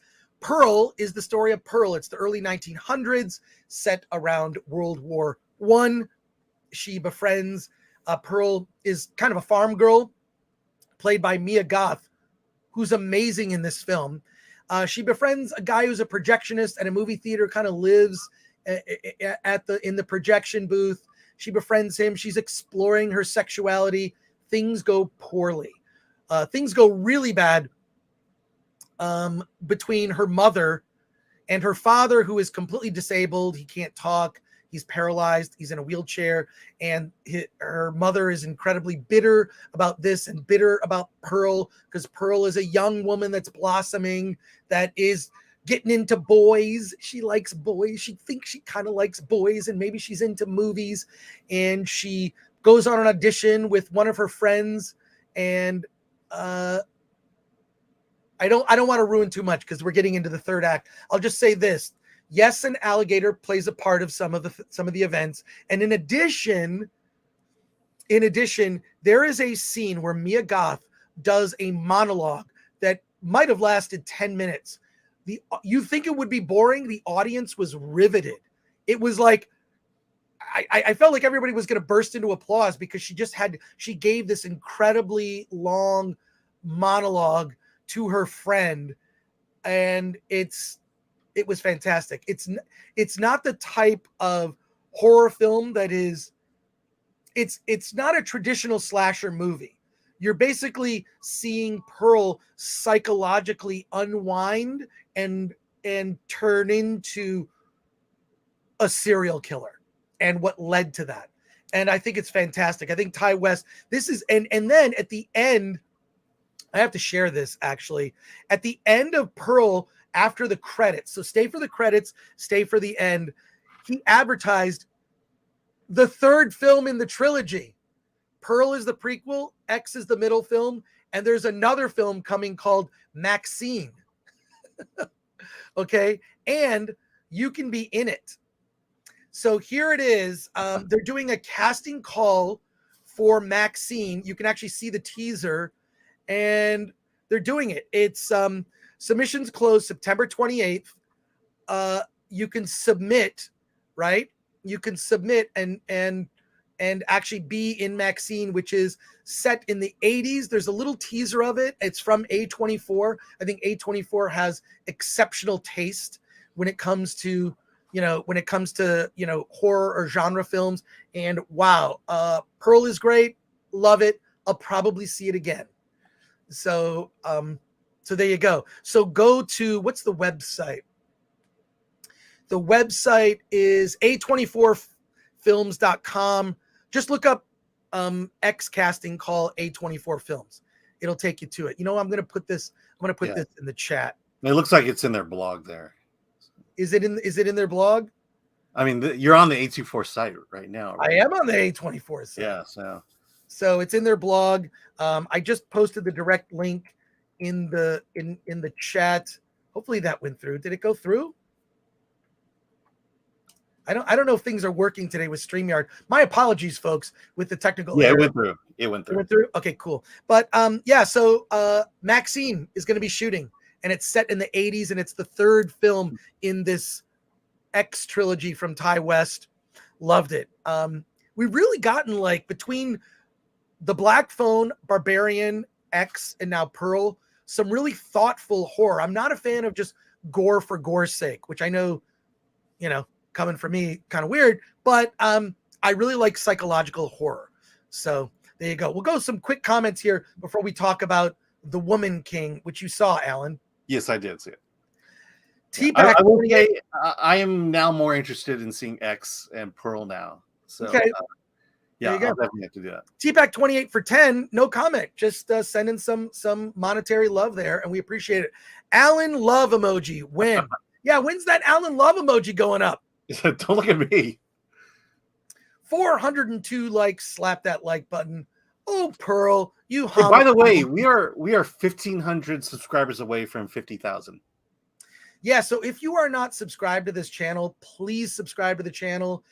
Click the bell for notifications. It really helps us. But we're closing in on 50,000. My goal is to get to 100,000 someday. I would love to do that. And we're getting a larger and larger audience every week, and we appreciate you watching. Oh, wow. So thank you for that. Latino Slant Polly. Oh, gonna see Pearl tonight with Romy. Yeah, you're gonna love. Especially Romy is an actress. That scene in the third act where Mia Goth, Mia Goth is just. And the thing is, here's what sucks. They only recognize good acting for Oscars and awards recognition. They only do that in dramas. They never do it in genre films, not sci-fi, fantasy, or horror. They never do it. They never do that. And it's really, really disheartening. Pilgrim Media, gents, will Kevin Smith live down He-Man? I really think that what he needs to do is just, I don't know, Kevin Smith should just go on Friday Night Tights. He should just say, hey, I want to go on there. And he also needs, Kevin Smith is legit nerd. I mean, he sold his comic book collection, and I can separate the person from, unless they've done something egregious like break the law, I can separate the personality of the person from the work. So I feel it's important that if I'm going to judge something, to be able to do that. But I would also qualify it by saying, if you're not a Clerks fan, do not see Clerks 3. Like, if you're not a fan of the first movie, don't see Clerks 3. You can even skip Clerks 2. There's some information in Clerks 2 that you're going to need going into Clerks 3. You don't need it. You don't need it. You really don't need, just if you've seen Clerks 1, just see Clerks 3. It's in theaters now, and I was surprised. Yeah, because you're talking about Rosario Dawson, right? Yes. Rosario Dawson is in the movie in a very unique way, and it's a great payoff. All Twisted Up says, George the Giant Slayer is quite the generous dude. Subscribe to his channel, George the Giant Slayer. Subscribe to George. Doing great work there. Lubitch, touch me. I will defend Jersey Girl until I die. Look, I hate to say it, but I really like Jersey Girl too. Well, here's what I'll say. Is this is a safe space for you to talk about whether you love Kevin Smith or whether you dislike Kevin Smith. It's okay. It's okay. Yeah. And anything with Sweeney Todd in it, I will defend. And Jersey Girl is definitely one of those. A Money Wilson, who's a member, thank you for that. Kevin Smith, willing to get roasted will be good for rebuilding his brand. He should. Look, yeah. I feel like some of the people that I've met in this industry, the ones that are at the highest level, who I've had conversations with, I had a conversation with Ryan Gosling once, when his Neil Armstrong movie came out. And the ones at the highest level are the most humble. They're like, I can't believe I'm here. Like, I have really nothing to complain about in life, you know? But then Jennifer Lawrence finds something to complain about in life, and she's a victim, even though she was paid. She was complaining that Leonardo DiCaprio was paid $5 million more than her for that Netflix movie, when she was paid $8 million more than Chris Pratt for the movie Passengers, the Sony science fiction movies. So, yeah, it would be good. I think there's a pathway to redemption. The guy is, look, he's married. He has remained with his wife. He raised a young daughter, Harley. He, he's making a super low budget Clerks 3. It is low budget, okay? And it's got a lot of heart, especially in the third act. Man, the third act of that film just, for me, knocked it out of the park. It's the Brian O'Halloran and Jeff Anderson just really did it. But yeah, I don't think he's, and he should just say, look, with He-Man, I was trying to keep the secrets. I'm sorry, Clownfish TV. I shouldn't have said that. Like, you can apologize, you can apologize. Last comment here before we pivot. Foz would love you guys to re-review influential films and how they couldn't be made today. The true weight of what American cinema has lost. Great job, guys. That's a really good idea. Mm-hmm. Like, we've done a bit of that on the website. Well, yeah, I'm thinking wow, wait until the woke crowd on social media discovers Martin Scorsese's scene in Taxi Driver. You know what I'm talking about? For those of you that have seen Taxi Driver, maybe more than a few times, Martin Scorsese put himself in one scene. It's incredibly dark. I'm dying. This tells me that the people who complain about this stuff on social media complain about a clip of Martin Scorsese from Taxi Driver recently resurfaced where he uses the N-word. It's a shocking scene. It's supposed to be shocking. Okay. I'm dying for people to begin to complain about stuff like that. It's like, this tells me that a lot of the people who complain about this stuff haven't seen movies 5 or 10 years old. They haven't seen movies from the 70s. I grew up with movies from the 70s, which was the greatest era of American filmmaking. That would be like a separate show, Foz, but thank you for that suggestion. And happy birthday to Pilgrim Media for 2. Thank you. I am 63 years today, not fishing. Lol. Hey, happy birthday, Pilgrim Media. Happy birthday. Happy birthday. This one is for you. This one is for you right here.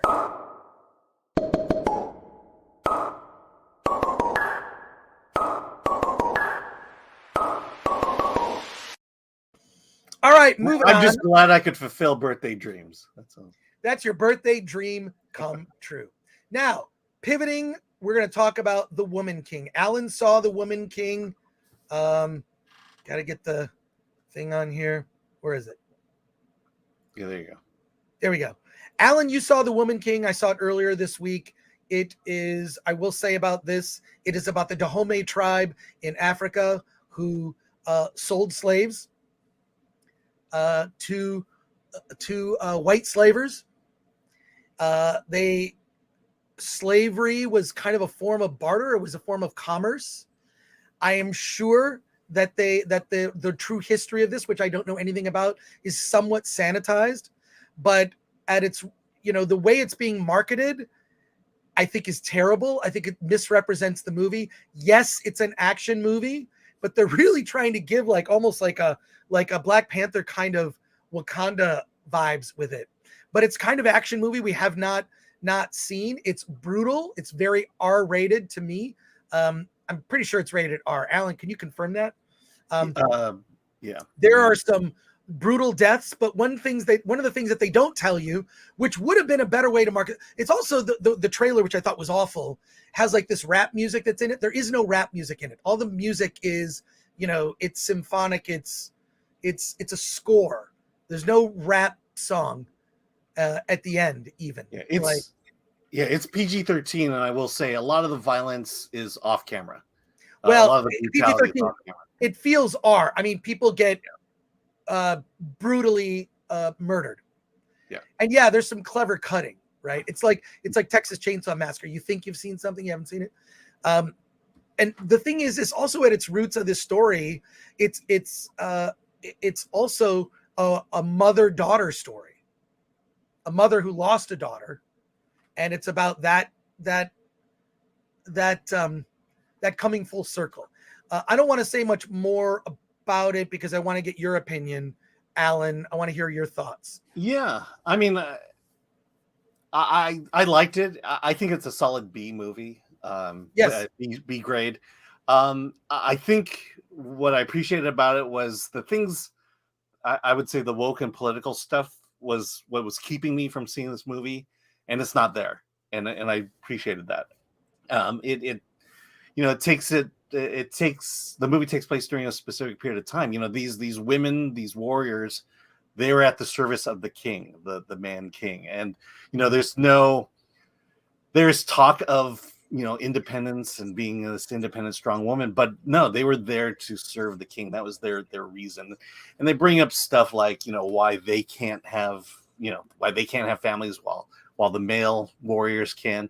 And so yeah, I seem to be going through this. It's like I seem to like it more because it didn't go in that direction that you expect Hollywood to go in. But at the end of it was like, all right, I saw some pretty good action, but yeah, it's a very tepid recommendation for me. Well, yeah, I would definitely score it like a B minus. It's a very good action movie that is not served well by its marketing. Viola Davis is fantastic in it. She plays Naniska, she's basically the leader of these group of women, female warriors. John Boyega plays this King Gesso, and they kind of soften him a lot. Like the real history, he was brutal. So that's what a lot of people are complaining about. I will say this.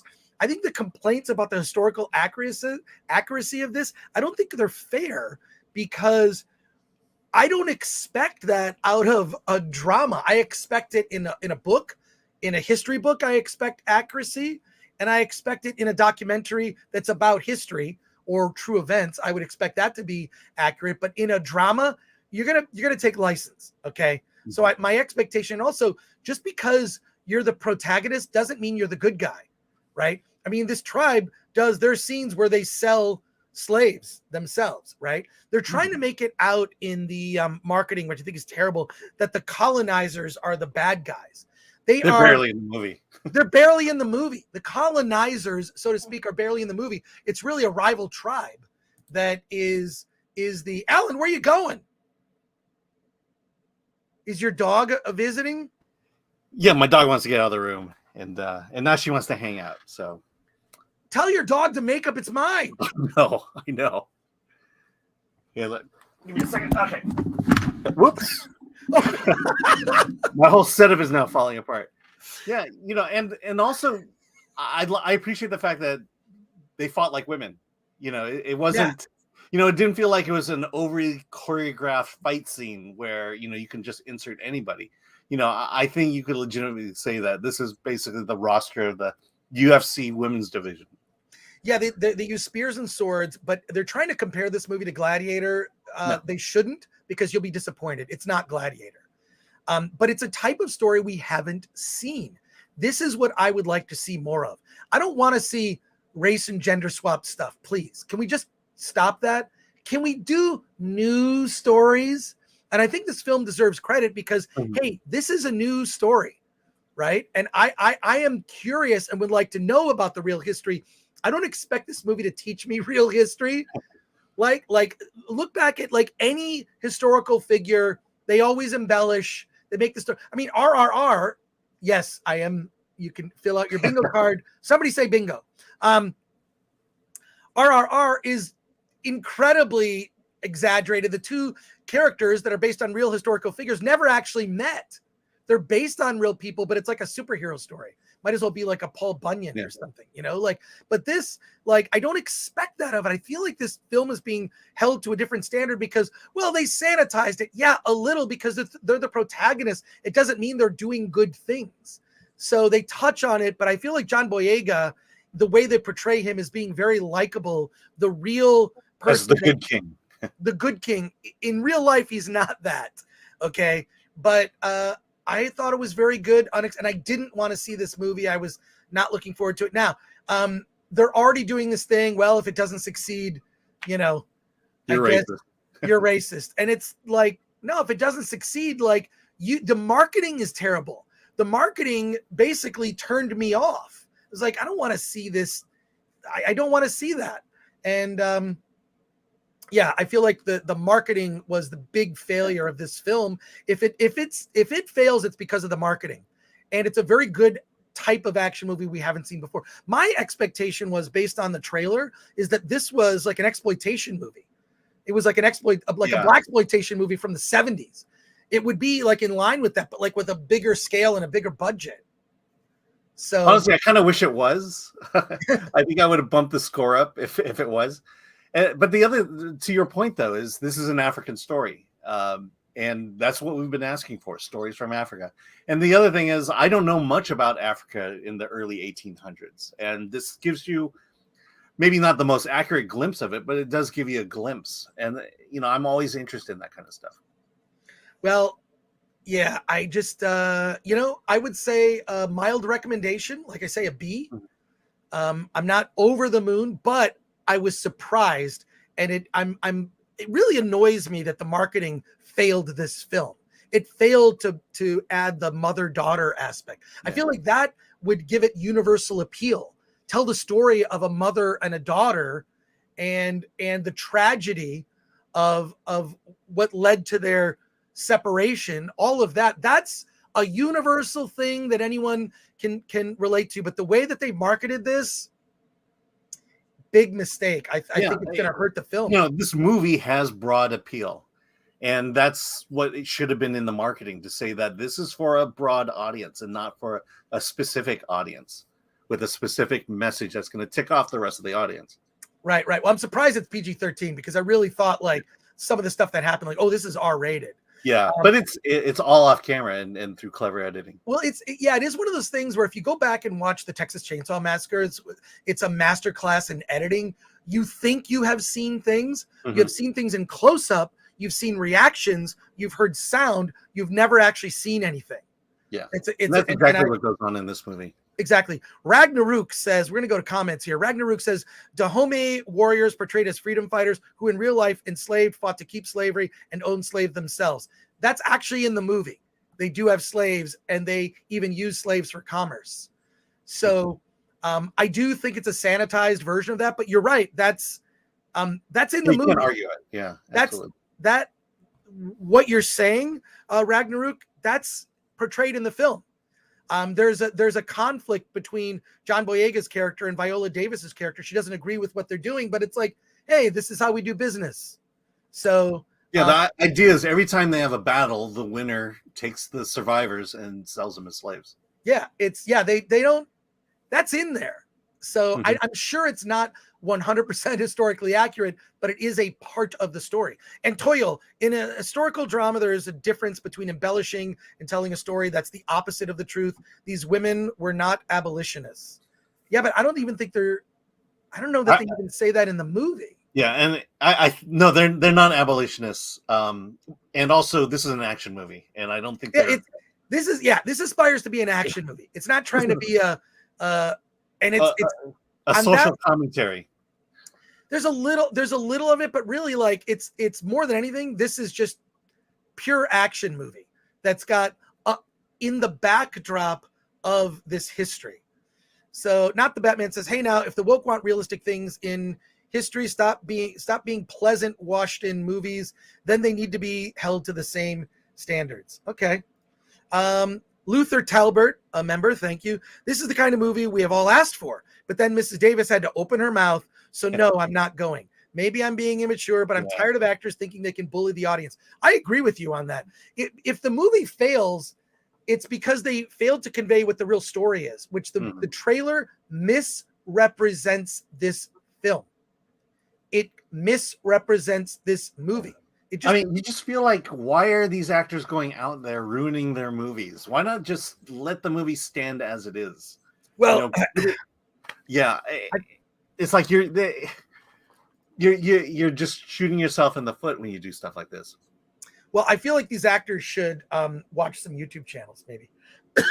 Excuse me. This movie seems as accurate as Commando was in the 80s. Night says Dempsey. Thanks, Dempsey. Night Train 123. Selling slaves to European was their main source of income. It wasn't just that they had some slaves. That's portrayed in the film. Yeah, and it's addressed too. It's addressed. It's a strange trend in marketing, woke trailer on a non-woke movie. That's the opposite of marketing, says Patrick Lemire. You're right about that. It's sort of like, here, look how super woke this is. I saw like the Alamo Drafthouse put out, I thought it was fucking awful.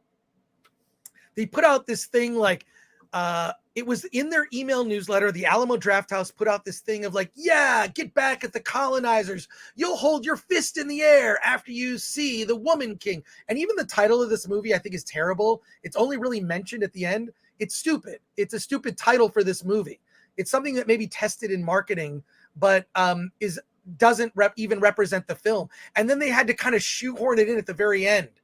They shoehorned in like why it's remember No Time to Die, ironically, with Lashana Lynch. You know, we all thought that female, James Bond was coming in, or that we thought it was going to be this super woke movie, and it was far from it. But that's how they marketed it. It's really terrible, and it's really just pandering to woke journalists. That's what the marketing does. But thank you, Patrick, for that. John Long last name is a member. I thought white people were supposed to buy black people tickets and then stand guard against racists during the movie. That's what Alan is going to do this weekend. And Toil. Okay, we already got to that one. Brain Jones, wasn't it written and directed by a white woman? Isn't that racist according to them? I don't know. I know it was directed by a woman. I don't know her ethnicity. But I think here's what's good about this. It creates a conversation about the history, and that's a good thing. Okay. Yeah. Like, I don't think she's white. It's not 100%. It's not supposed to be. It's a narrative action movie. It's not supposed to be a documentary. Now, do I want to see a documentary about this? Absolutely. Am I interested in learning about the real history? 100%. That's not what this movie is trying to do. It's not what this movie is trying to do. So Dom, and thank you for your comment, Brain Jones. Dom T, RRR equals a drink. Want Biscuit says, the purpose of marketing is to get you to buy something. If they misrepresent the product in order to do that, including triggering you, then it's done its job. Marketing is rarely rooted in truth. Well, that I agree. Brain Jones back with another comment. I still can't get over the fact that they are the Dahomey tribe. Lol, can't make it up. Actually, I never even thought about that until you just said that. Dahomey. I didn't think about it. I did not think about that. And then Johnny Fuerte, Hollywood treats fans like politicians treat voters. Vote for us or you're a bad person. Yeah, it's starting to get that way. Matthew Salcido says, can't wait for the sequel, The Pronoun King. Dempsey says, funnily enough, the only time I ever hear about the marketing for the movies is on YouTube from YouTubers. I come to you guys for entertainment news and such, as you should. Thank you for that, Dempsey. And we have our special guest who'll be joining us in about 6 minutes here. I cannot wait to talk to him at the top of the hour. Ragnarok, The Woman King is like making a Nazi movie and making the Nazis somehow decent people. Well, no, I disagree. You can be the protagonist and do bad things. For example, Dexter is the protagonist of the Dexter show, and he murders people. He's a serial killer. Not a good guy, even though who he kills, they're bad guys, right? It doesn't justify. I don't think the movie absolves what do you feel about that comment, Alan? First of all, they're barely in the movie. They are there, and the colonizers. And look at the very end, they kind of throw them in, almost like and so they're there for a specific role, and they're not there to do decent things. But they're just so shoved back in the back of the movie that there's little nuance you could bring to those characters, nor should you. Latino Slant, Viola, incredible actress. Matthew Salcido for 8 says, in hindsight, are there any woke movies thematically you previously enjoyed before it became mainstream? I don't know. I think there have always been themes, right? I mean, go back and watch the movie Dances with Wolves, right? Or, you know, a lot of movies have themes, but yeah, I don't know. Yeah, but now it's just the lecturing and the way things are marketed. Yellow Flash 2 is here. Yeah, but Dexter only takes out the trash. Yeah, I pointed that out. Yeah, I mean, he's only killing people who deserve to be murdered. But when you're the protagonist, it's like that. What's that meme? Are we the baddies? Are we the baddies? It's just like that. But the Woman King as an action movie succeeds, but there's more to it than that. And this whole trying to make it like the colonizers are the main villains, they actually are not. And I was really appalled at this you know, the email newsletter that came, or the way that they're marketing it at the Alamo Drafthouse. But the Alamo Drafthouse is super woke. That movie theater chain is, I don't want to get into it. Yeah, but I haven't been there in a long time, so I wouldn't know. It just, yeah. In any case, thank you, Yellow Flash. Dr. Death, this movie looks good if they can just keep their mouths shut. People might be able to enjoy it. No doubt. Yeah. We call those unforced errors. You know, if you would just not talk about it. Alex C says they marketed it as a true story. They should say inspired by. I agree, but also like, when I don't expect to get true stories out of a fake movie, right? Like this is a like it's not my expectation. I expect it from a documentary, from a news article, from a book. I expect to get truth, but I don't expect it out of a Hollywood movie that is going to dramatize events. We have our special guest will be joining us in just a few minutes, but let's get through these chat questions. And Toyo, how is the action choreography and editing? Exceptional. What do you think? It was pretty good. Yeah, he says, I'm so glad we seem to have gotten past the green grass shaky cam crap. Yeah, it's not shaky cam. It's just, it's great. Lubitch Touch Me says, looks like it's a solid action movie. I don't mind ignoring history as long as the movie itself is enjoyable. Yeah, and then also it's like, sir, this is your entry level in, then go find out the real history. Because the John Boyega's character, definitely not as regal. From what I know about him, just briefly, he was incredibly brutal in real life. Patrick Lemire, I'm surprised they went there. The slave trade was not as it was portrayed in the plagiarized Roots version. It was a black on black crime at its roots. The movie gets into it. The movie gets into that. And there are people that there are characters within this story that don't agree with the things that are happening. Okay. So Dempsey says, it would seem to me that if this movie has a Wakanda vibe to it, that it would make more sense to this make more sense in this movie's setting in the MCU. No, it doesn't make sense. Mainly because advanced civilizations don't use spears usually. Maybe. Mr. H exposed this movie. Well, here's the thing. Mr. H exposed a movie he hasn't seen. He hasn't seen it. Okay, I spoke to him as I was on Midnight's Edge in the morning on Wednesday. He hasn't seen the movie. Now I'm dying to see Mr. H's video after he's seen the film. So I will watch that video for sure. But it's like Harlan Ellison said, there's the phrase, you know, everyone has the right to their opinion. And Harlan Ellison would say, you only have your right to an informed opinion. There you go. That's what I'll say about that. Spidey Sensei 72 says every trailer has hip hop in it now, whether it needs it or not. Yeah, agree. It's a way overused. And Holy Hand Grenades, this one is very controversial. I love controversial movies. I love movies that challenge us, that are controversial. I love it. The thing is, the movie's not controversial. The advertising is controversial. Right. We're going to get to our special guest in 2 minutes here. Just 2 minutes. So we got to get through these, and we're going to wrap this up really quick. Hodgman says 1970s, also the greatest era of porn. Yes, and great American filmmaking. Solomon Thornton, I read the story of the Dahomey tribe and also heard that Viola Davis said, if you don't see it, you're racist. Did she really say that, or was that some... I don't remember.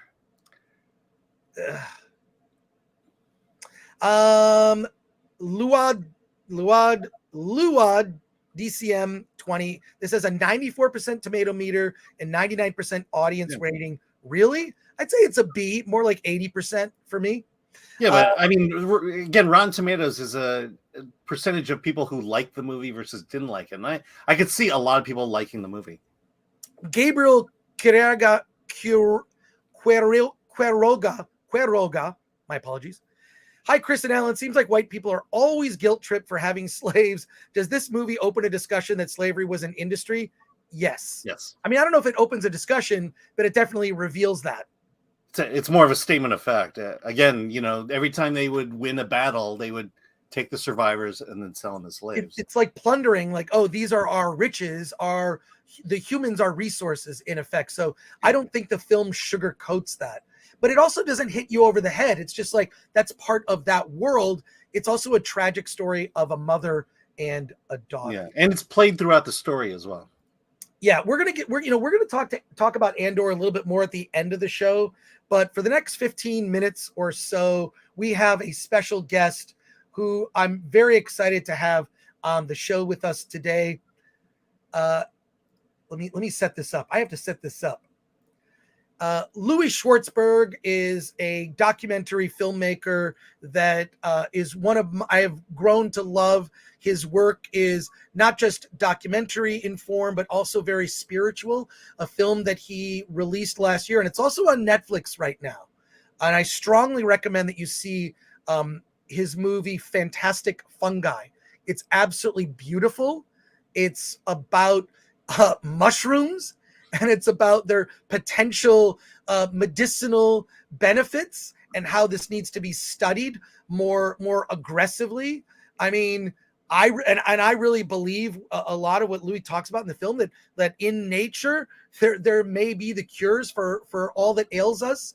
And he specifically, it's also a beautiful film.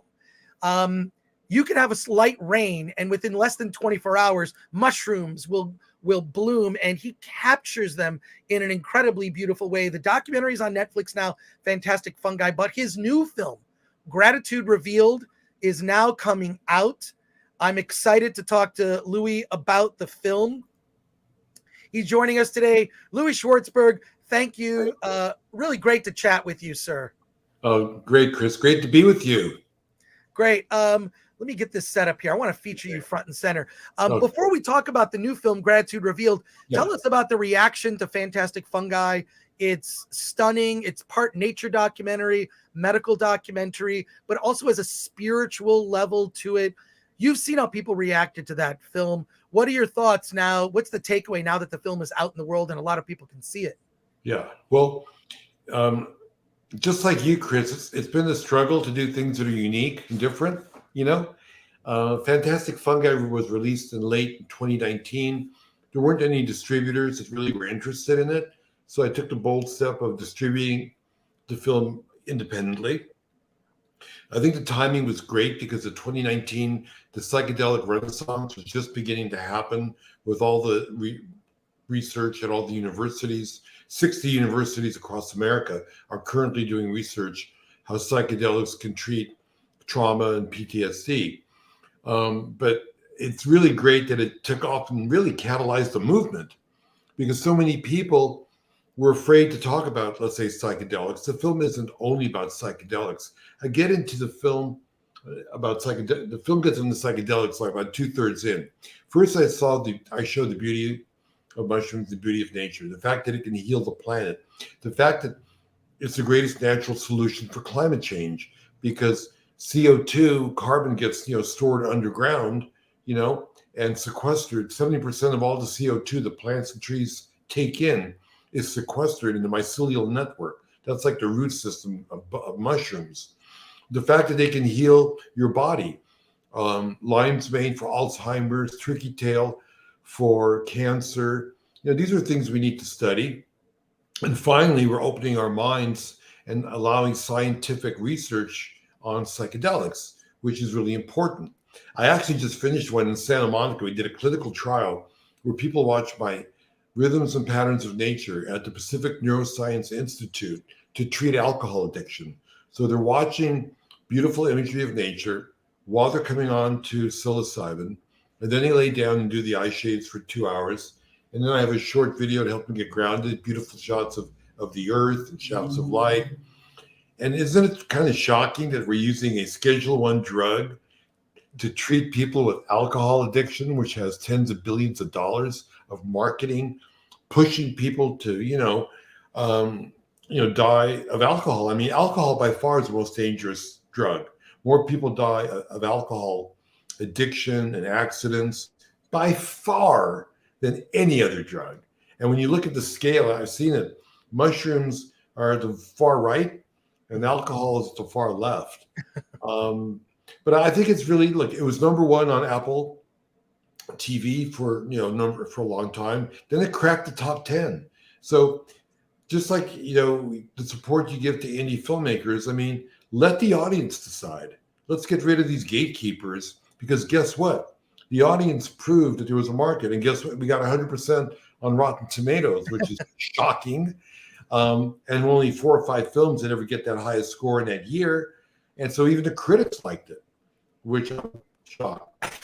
Well, yeah, I know it got a great review on Film Threat. The new documentary is very different. Mm-hmm. And I'll say this, I think the timing of it could not be better, because we are experiencing, after the last 2 years of what we all went through, record highs of depression. Right. Suicide rates are on the rise, especially among teens. We have lost a sense of purpose. I think our nation, our country has lost a sense of purpose. I think our last united purpose was, we're going to go to the moon. We're going to conquer space. And then we did. And then we stopped. And I think that what people are lacking and people are seeking, this is why you see so many people seeking out purpose and just happiness in life. Where does that come from? We're getting all this gloom and doom, dark commentary on, well, the earth only has like 30, 40 years left anyways. What's the point? And when you're constantly having that dark apocalyptic messaging, it's going to affect people's psyches. What your documentary does, Gratitude Revealed, it shows the roots of where happiness comes from. And it just comes from appreciation. You visit all types of people from all over, all walks of life, and how they remain happy at whatever station they are, rich or poor. Because I will say this, I have a lot of friends that have a lot of money. They're the least happy people I know. Right. They're the least happy people I know. But what inspired making this? And I will say this, before you get started talking about this, we're going to go to questions in the chat. So people have questions for Louis, please post them in the chat. We'll get to your chat questions.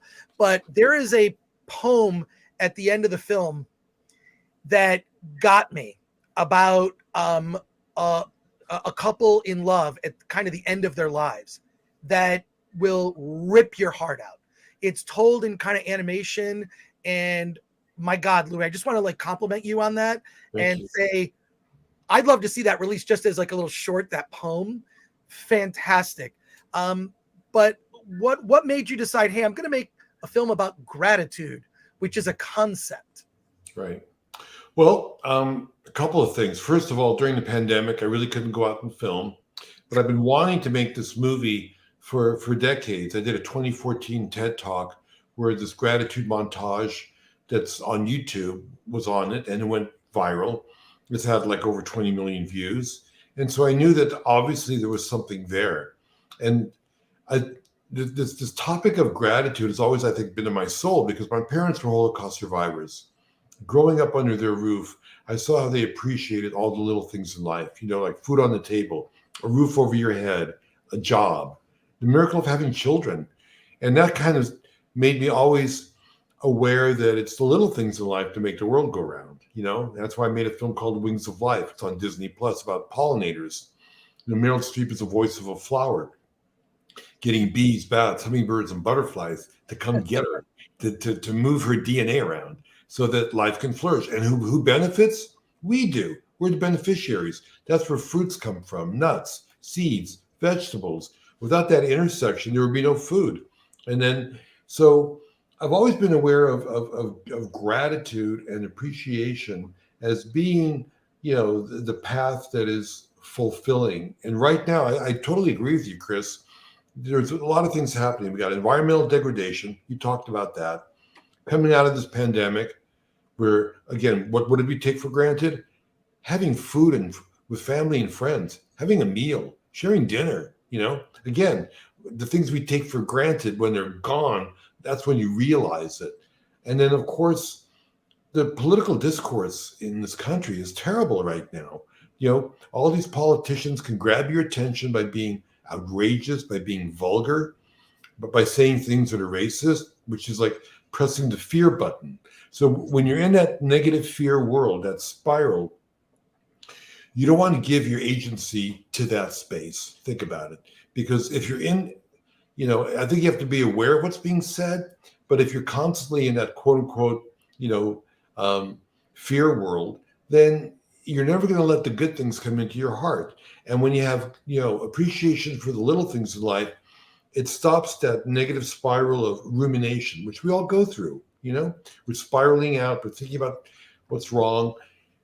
All you got to do is shift for a moment and go, what can I be grateful for? Hey, guess what? I'm breathing. Guess what? I got 5 fingers that move. Hey, I'm talking to Chris right now. What a cool dude, There's always something you can be grateful for. And what that does, it stops the negative thinking, Boom, there you go. It's like a hard drive. If you fill it up with negative thoughts, there's no room for the good stuff.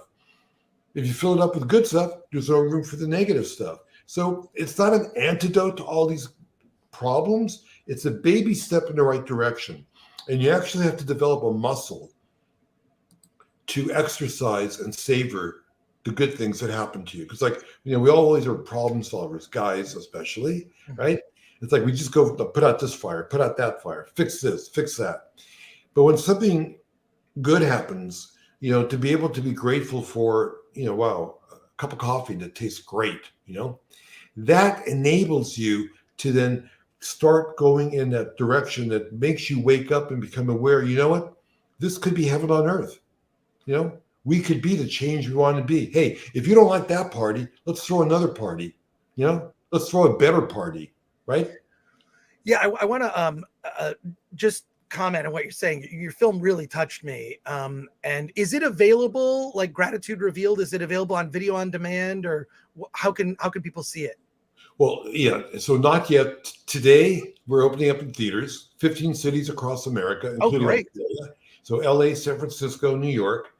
And I think we have an event coming up, a virtual screening on World Gratitude Day, September 21. People can go to gratituderevealed.com and see where it's playing in theaters. And I think around Thanksgiving, we'll probably pivot and put it on VOD, But right now, the only way to watch it is to see it in the theater. But World Gratitude Day is available to anybody on the planet. We're going to have an early morning screening for Europe time zone and a later afternoon one. It's all on the website. And then we're going to have a Q&A and great entertainers joining us for that event. Great. I just want to say, one of the things that I think really helped me during the last couple of years is just going for a walk. If you just slow down, we drive everywhere for the most part. We don't notice the little things. And I think when you walk, you see things in your neighborhood. There's this tree that's up the street in Pasadena where I live that they built the convention center around the tree because the roots are bursting. This tree is epic. And I always am mindful when I walk by and look at this tree, this tree is it's over 100 years old. This is crazy. They had to build around it because it was so spectacular. And I think when you go for walks, that alone can clear your head. I don't mean a walk listening to a podcast. I mean just a walk and paying attention. You got a lot of comments here in the chat. So let me go through the comments and questions because I know we're on limited time. Patrick Lemire says the road to unhappiness is comparing yourself to others. The internet is a comparison engine. Great comment. Super duper Giles says gratitude would fix a whole lot of the world's problems. And then people just saying hi to you here. Heliku says, oh, I have bought the Fantastic Fungi. Paul Stamets is such a great dude.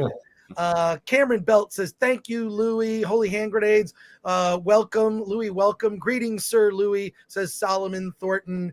And then I think we answered the question of where you can see it. Is it on, let's see, Netflix in the UK? Not yet. Not yet, but we'll. Not Gratitude Revealed. Fantastic Fungi is everywhere on Netflix. Oh, that's great. Revealed, I mean, I suggest people go to gratituderevealed.com, and then they'll be able to know when we do eventually online. Great. Amanda Nowicki says, Gratitude Revealed sounds like a movie my mother-in-law would love. Going to recommend it for her. So that's great.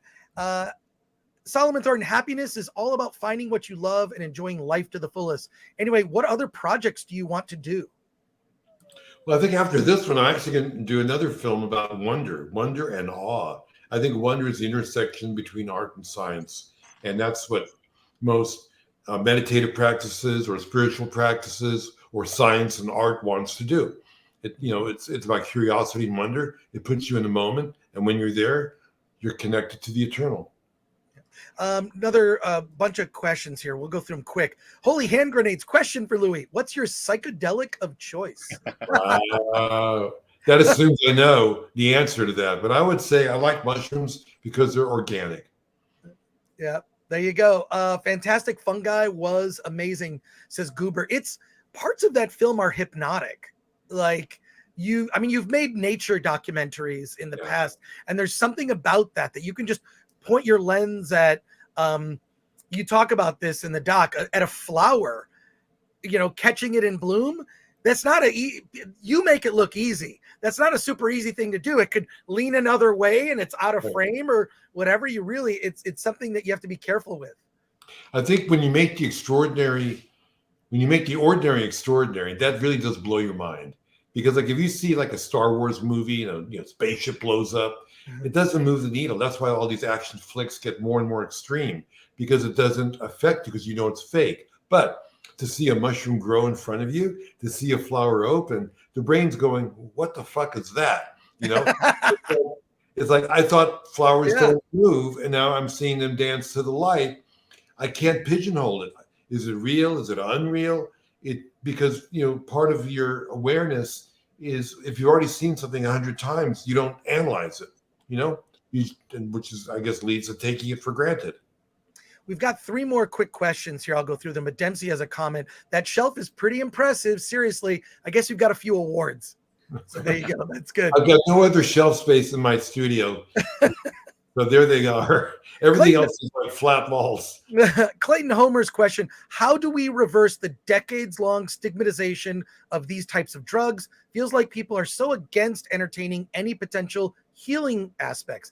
Hell, it took pot 30 years. What are your thoughts? I think what's happening now is great. The fact that it's being researched in all these universities and the hospitals, and when the results come out, the data is so far proving to be extraordinarily positive. I think we have to go there first, and that I think is going to open up the doorway. But already, look what's happening. Decriminalization of nature is happening already in Denver, in Oregon, in Santa Cruz, in Vancouver, Washington, D.C. It'll be on the ballot in California. Hello. I mean, it's going to follow in the footsteps of pot. It's a sad thing it took this long, but we're living in this world of propaganda and fake news. Fear, is an easy button to push. Love, art, comedy, laughter, that takes more talent. And that's what we're trying to do, is shift people's awareness to fall in love with things they want to protect. Yeah, well, I mean, one thing I think has opened a lot of people's eyes is big pharma's motivation is profit. And I think when that's the motivation, you're not always going to have the best interests of the consumer in mind. And when you look at like the horrific effects of fentanyl on this country, and I'm against the pill is a solution for every problem. I will say this, I do take vitamins. I do take my zinc and vitamin D, niacin.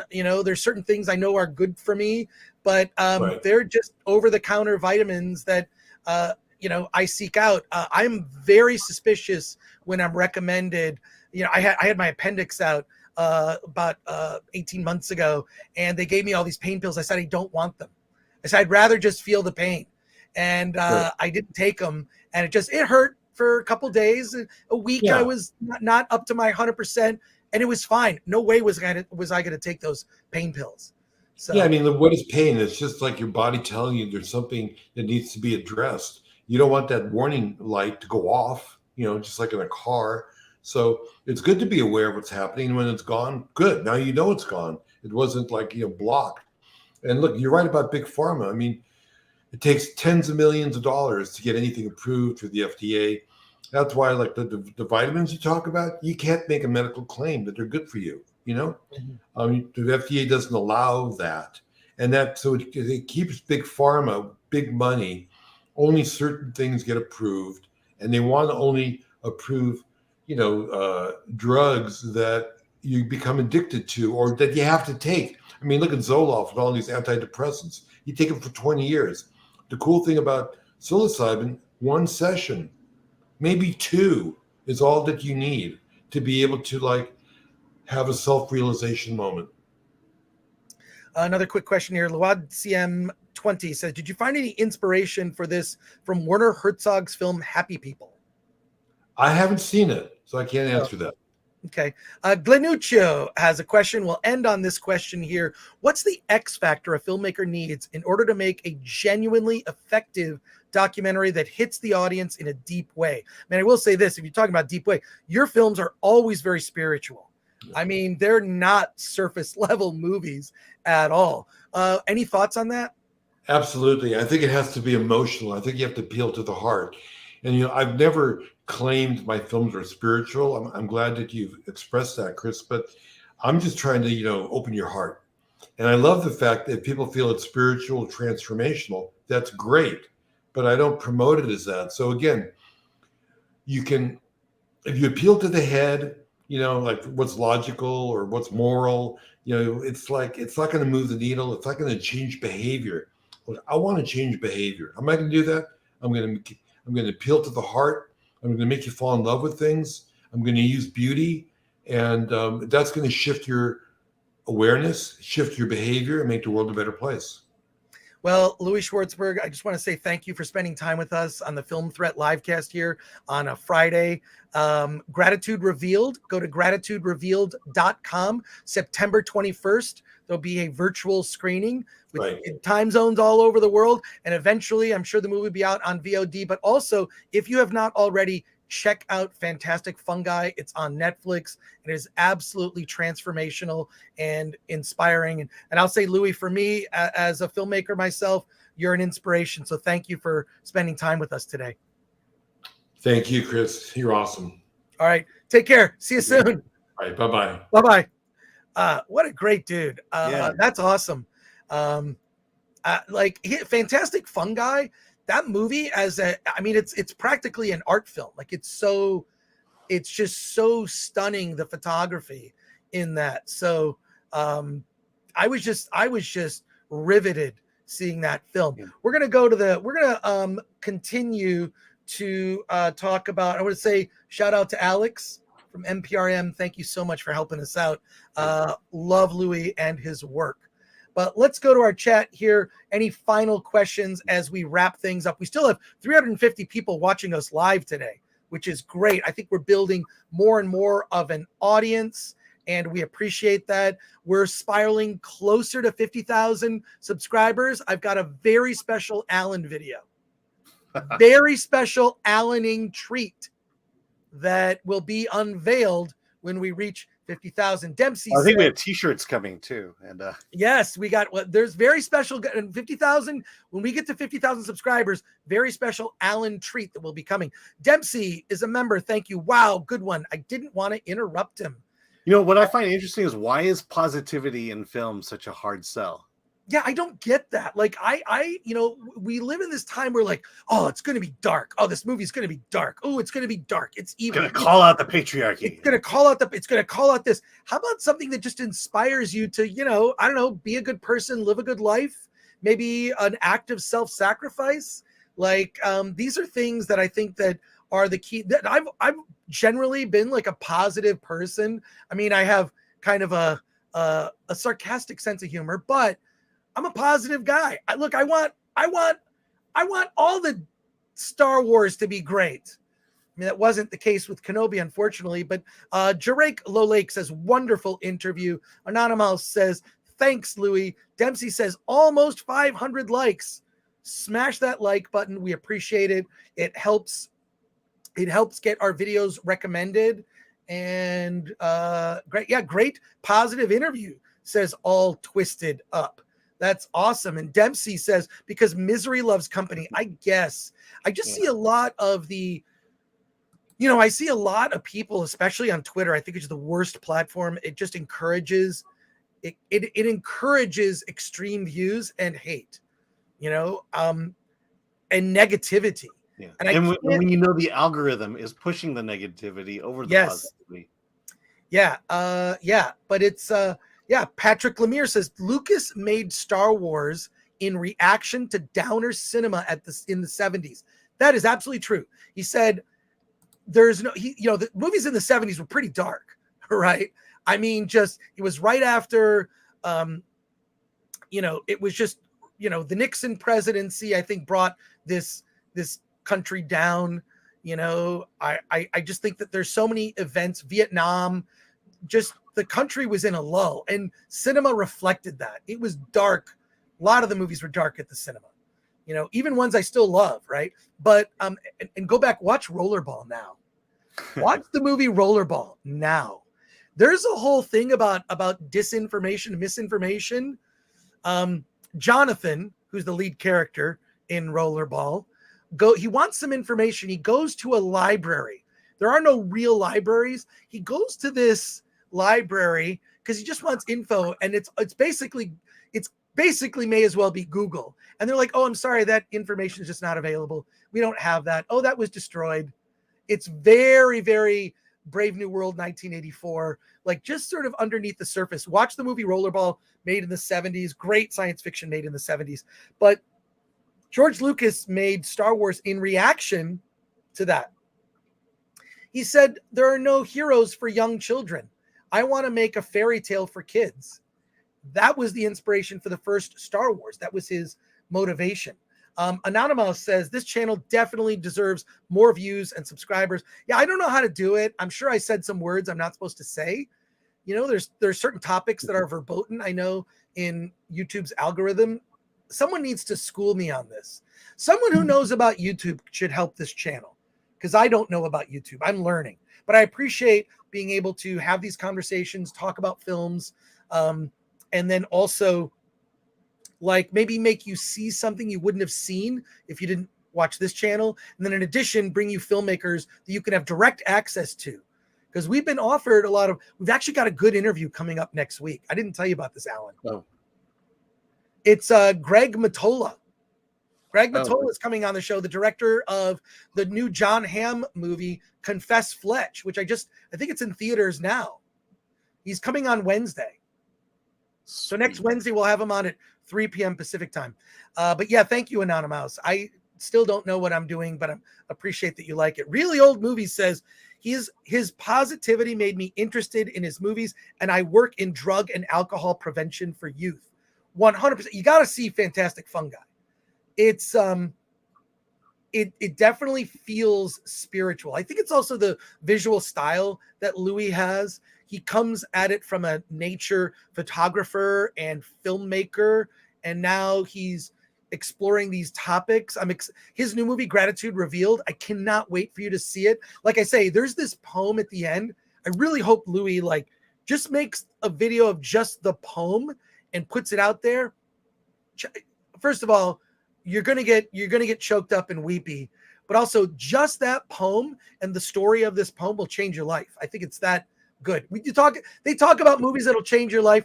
It's really amazing. It's about an older couple and at the end of their lives and kind of how they see each other.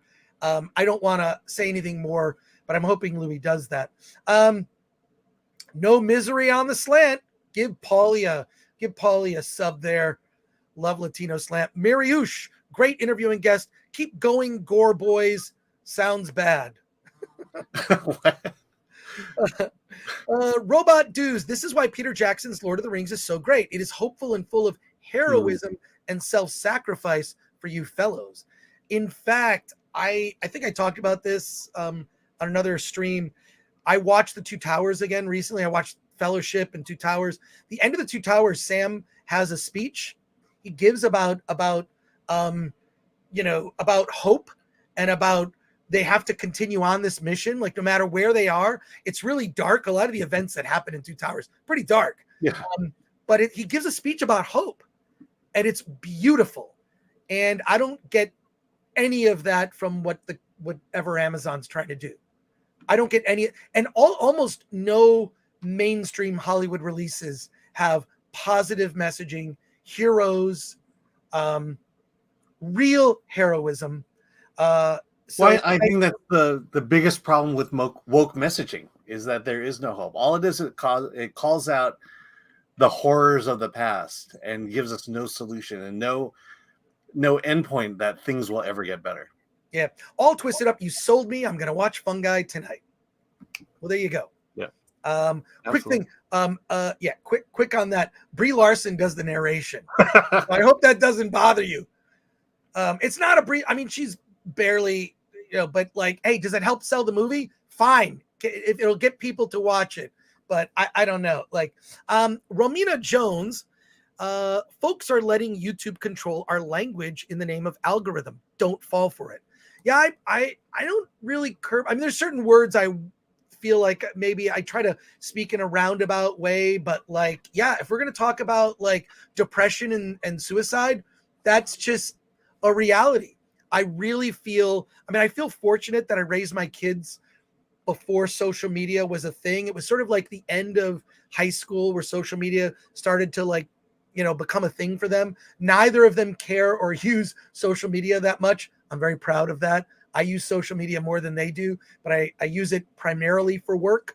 But you're right, Ramina. Thank you. You've been spot on with comments today. So I want to thank you for that. CD Stein 69 for $4.99. For the love of God, Chris, don't change just to expand to meet their algorithms. You guys are quality. Never exchange that for a few more views. I just don't know what the rules are. I've heard that there are rules. And we're not, look, we get clickbaity. I want people to see our stuff. We get a little clickbaity, sometimes funny. I think today's thumbnail was, oh my God. If there's a if there are thumbnail awards, Gladuccio's going to win a thumbnail award. And Patrick Lemire says that's why Top Gun kicked everyone's ass. Yeah, Top Gun Maverick was positive. It was hopeful. It was a redemption story. It was also a hero story. And I loved it. Yeah, and yay America. Okay. And yay America. What's wrong with being proud of the country you live in that allows us to say these things? Okay. Yeah. Is it perfect? No. Were my parents perfect? No. Am I perfect? Hell no. But we strive to be better. I think that's kind of at least the journey I feel I'm on is like, oh, I can get better at this. How can I get better at this? I'm very self-critical, not particularly publicly, but I don't think I've hardly done anything that I liked or was satisfied with when I'm done with it. Now I'm not going to go redo it like George Lucas with this special edition. But when I look at projects I've done, I'm like, I could have done that better. I could have been better. So I'm always looking to improve. And I hope you think that the great work that Alan is doing at filmthreat.com, I hope you appreciate it. Alan's he's a busy person these days. Very busy. Juggling the YouTube stuff and doing reviews and whatnot. Yeah. Dempsey, with the reach of your connections, Film Threat, you could put together a live cast of people who could tell you more about YouTube. The power has been within you this whole time. You must believe. I think we want to do a third show. We keep talking about doing a show called Critics Court, or we want to do a show called Versus, or just some show where we maybe have more people that, have different opinions. We just get together and fight each other. And by fight each other, I mean debate respectfully. That's what I mean. JTP RX, you are both great and don't change. Keep it honest, which we don't get from most media. Yeah, I don't know how to especially like when I'm like a guest on another show, I feel like this obligation to be truthful. It's like I'm on the stand, right? Like if I'm in front of you, it's like I've taken an oath, like I'm going to tell you the truth. And it's not going to be pretty. When you see the Film Threat documentary, Film Threat Sucks, it's warts and all. I mean, there are some stories in there that are pretty now I'd like to think I'm a different person now, but man, the 80s and 90s struggling to like be a business person with no training whatsoever. Yeah, I made a lot of mistakes. Yeah, I can't wait for you to go on FNT and defend She-Hulk. And you may have to defend Andor at the same time.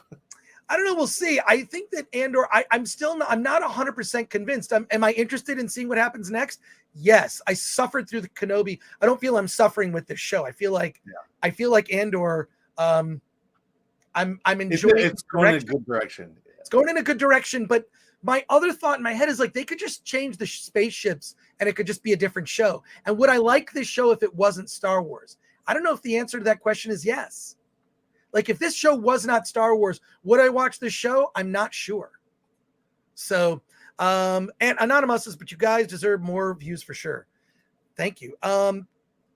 K Wood Publishing can't fake real. Well, I can't fake. Like, I feel like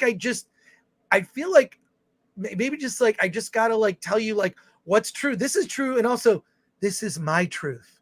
When it comes to like things I like or dislike, you know, you're going to get honest. I wasn't a super fan of that latest episode of She-Hulk.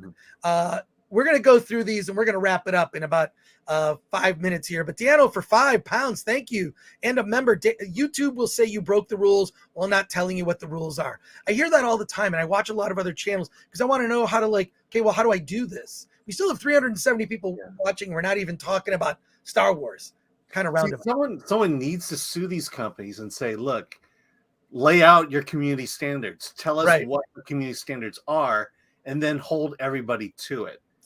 And if you get kicked off, at least you know why you got kicked off. Samuel Schwager says, Chris is always so polite when he is on Nerdrotic's channel. Really? Have you heard me get like, I get like worked up and angry. But see, here's the thing. I am respectful of other people's opinions, right? I am respectful. If you have look, Alan and I wouldn't be working together this long if we weren't respectful of each other's different opinions. We have very different opinions about things, and that's a good thing. So I don't sit there and watch FNT and think, I agree with 100% of what everyone on the panel says. Why would I do that? They would not do that. To me, I think that part of the fun is you learn when you are confronted with people who disagree with you. But when it comes to Lord of the Rings and Tolkien stuff, I mean, Gary knows his stuff. You know, I don't question, like he knows that Tolkien stuff. So Nerdrotic panels are often people who have made up their mind up and they mock Chris for waiting and seeing what something actually is, says Patrick Lemire. That's fair enough. You know what? I'm an adult. I can take it. I don't care. Come at me, bro. I don't care. Like, come at me. Like, you know, I was willing to like give She-Hulk a chance, and you know, I feel like the wheels are coming off on this episode. I feel like watching, and that's why I think that the binge model works for certain shows, like reality shows, and probably this, because you're gonna have like some bad shows, some good episodes, some bad episodes, and when you've got that kind of mixed, drop them all at one time. Yeah, I mean, it's hard not to review Andor and have the talk about it just kind of reverberating. You know, I think there was a legitimate, you know, what if we did like it, and what would our fans say? I'm getting I need to stretch. Ragnarok, Chris, your interviews on Film Courage were chef's kiss. I am going to do more interviews next week. Next Tuesday, I'm going in for 3 hours, and I'll be doing interviews on Film Courage. I sort of let them know some topics I may want to discuss. You never know where it's going to go, but that I feel exhausted when I do that, like physically spent. So, like how long is a session with Film Courage? Like 3 hours. Yeah, you should do Film Courage, Alan. I know. I don't know if I can talk that long. But here we go. Tiara Starbrighter, hardest decision I had to make today. Listen to live stream Midnight's Edge or Film Threat. Sophie's Choice has nothing on this, but we do leave our live streams up. And I get it. Like I'm on Midnight's Edge on Mondays for the first like hour or two. I'm on. Love those guys. So, yeah, you know, I don't know. Like the thing is this, when can we do these shows? Like we're literally doing this so I can watch FNT later. I'm not joking. Like, I'm like, oh God, when do I do like, okay, we have our Wednesday show, but it's after the Nerdrotic Nooner. We're doing our show at 9 a.m., but it's during Midnight's Edge. I think we are going to do a Monday show, but it'll be Monday afternoon. And we're working on launching another show. We're gonna like hold on the comments. I'm gonna get through all the starred comments, but we got to wrap up. We got 5 minutes. I'll go through these, but thank you, Tiara. I'm glad it's a Sophie's Choice. And, you can always watch our replay. I think they keep theirs up too, their replay. So Patrick Lemire, Alex Berenson sued Twitter and won. He basically showed that their community standards were arbitrarily applied. Yes, I follow Alex Berenson. I followed him before he was taken off Twitter. What he said was he basically spoke truth. And I feel like you should turn that tweet into a t-shirt and sell it. CD Stein 69 says, I've heard Chris drop a few F-bombs on FNT and Nerdrotic when the situation raises its head. I swear here too. Dr. Gillingstein, reach out to Chato. He does not fit in FNT with 9 other host guests, but would be great in a talk with you too. Okay, let's do that. Yes, that's the tough. I think maybe there's a lot of people on the show. Chato on Mondays. Suggest some other people. I want to bring Paulie on, Chato, some other people. But yeah, it would be, we want to do like our own kind of like panel thing. We were kind of trying to come up with some titles like Monday Night Mayhem or something, or Monday Night Massacre. What could we call it? I don't know. Any ideas? Let us know. I think Dennis Prager and Adam Carolla sued YouTube for those same reasons, Alan. Not sure what came of it, says Shelby AC. Thank you for that. Dom T, member, over 500 likes. That's pretty awesome. We appreciate that. Patrick Lemire says, Film Threat makes me feel like I've found long lost brothers. I do think what I try to create here is a place where we can have a conversation. We're polite. It doesn't mean we always agree. Gabriel Quiroga.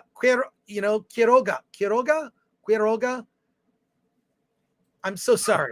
For 5, Chris Allen, I'm done with mainstream Hollywood. How do I go full indie? Been following Film Threat now. What? Now what? P.S. Don't tell Midnight's Edge I'm here, lol. Oh, that's okay. That's okay. There's, that's fine. Go to filmthreat.com. Go to filmthreat.com and look up movies that are really, and then also like I buy a lot of movies on Vudu. They actually have an indie film section. And Marcel the Shell with Shoes On. Yeah. There's a recommendation. By the way, I just reviewed Corsicana, which is a low-budget indie western, and I'm impressed what indie filmmakers can do with genres that you didn't think indie filmmakers could do, like westerns, car chases, sci-fi. 100%. Doc Brewski, Monday Matinee, something like that. But yeah, Gabriel, definitely read Film Thread, and just if you follow the show, we talk about indie films. We talk about the mainstream. And I did this when I was at G4. When I was at G4 doing DV Tuesday, it's like, hey, you have to review the new Transformers movie. Sure, but can we talk about something that Lloyd Kaufman just made from Troma? It's called Poultrygeist, and it's a horror film about fast food. So I would always sneak in independent films. Heck, what do I got sitting here on my shelf? I got, look. Here, a stop motion animated movie called The Old Man Movie. It's out, I believe, on video on demand. I got the Blu-ray. It is freaking weird. So we're always throwing in little recommendations. Oh, and I got to just a real quick sec. I got to get something here. I'm still. Yeah, I want to bring up this message. Fear the Turtle 21. Ted Lasso has proven that optimistic messages can still work in television/movies. Maybe other writers will take note. I can appreciate dark stories, but it's nice to have balance. When I first saw Ted Lasso, the first thing I thought was, how are they making the show? Right. This is an overly positive show. Positive. And people are watching it. There's money to be said. There's money to be had in positive messages. Yeah. I want to read this note right here I got from my friend Shane. My friend Shane, I met him at Dragon Con years ago. God, I want to say, was it 10 years ago? Might have been 10 years ago. Shane Mackey, who's a local comedian in Atlanta.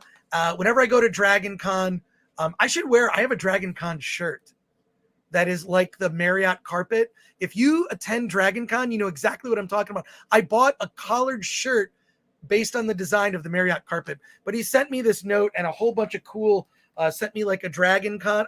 Shane, I got it. I got a package coming to you. And he also sent me a bunch of, some Batman stuff, which was great.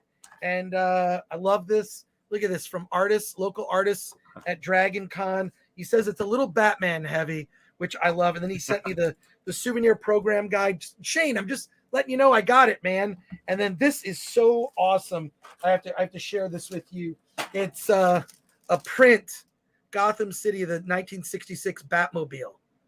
So that is cool. So there you go. Just want to say shout out to my buddy Shane, dude. I missed you. I'll be back at Dragon Con. Hopefully they'll bring me back, and I'll show a movie or something there. I would love to show a movie at Dragon Con. Let's wrap up these last few chat questions here. Holy hand grenades like rapid fire sounds awesome. Yeah, for sure. Patrick Lemire. Oh, I love this comment. America is the worst until you look at every other country's history. No, it's true. Like, look, America has done some bad things, as have other countries. You know, I mean, I know people say that's whataboutism. It's like, look, were we bad? Yes. But what do? We're all living here together now. And as far as I'm concerned, you're a fellow citizen of this country. You're like, I feel a connection to you. Hey, we're living in America. We're trying to, I think we got some big problems actually of late. I think there's been some big problems, but we're going to get through it. Yeah. America is the most diverse country in the world, and it's the most racist. So the best thing to do is remove the diversity and you'll remove the racism. Well, it's so stupid. Like, a lot of people I meet from other countries, like, why is America so obsessed with race? Yeah. We really are obsessed with it. Like, it's become like a weird, but thank you for your comment. And then back to earlier, Super Duper Giles says, is Chris perfect? No. Is Chris's hair perfect though? Hell yes. Yeah. Perfect, whatever the hell that's perfection right there. I just got my haircut and it's all, I don't know what it's doing. I just usually just wake up and just go. And we're going to leave it with this final comment here. Thomas Tulak says, there's so much world suck these days. I don't need that darkness in my movies too. I go to movies to escape that darkness. Ironically, you're in darkness being entertained by light and sound. Very astute comment. What? You're laughing at my comment. Yeah, that's a great comment.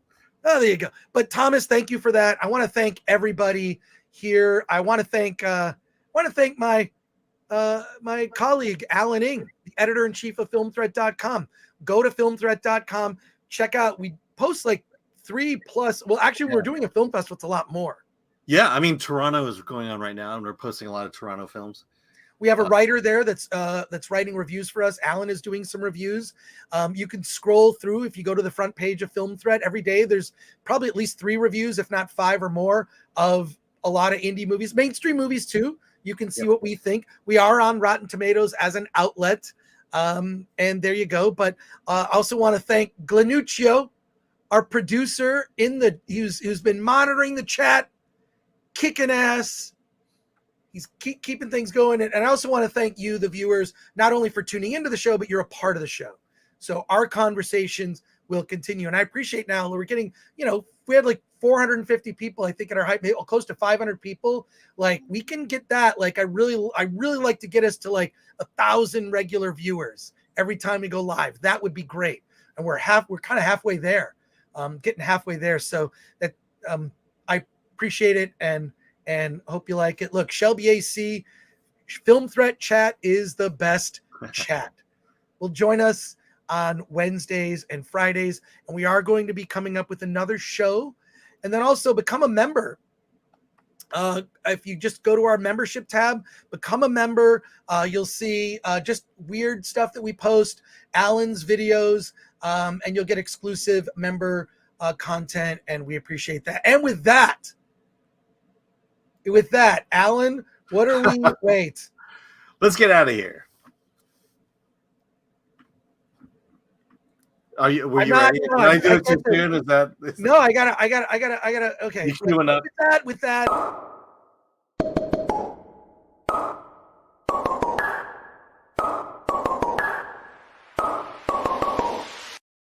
that okay. Now with that, will no wait. You know what? How about this? Have people seen this video?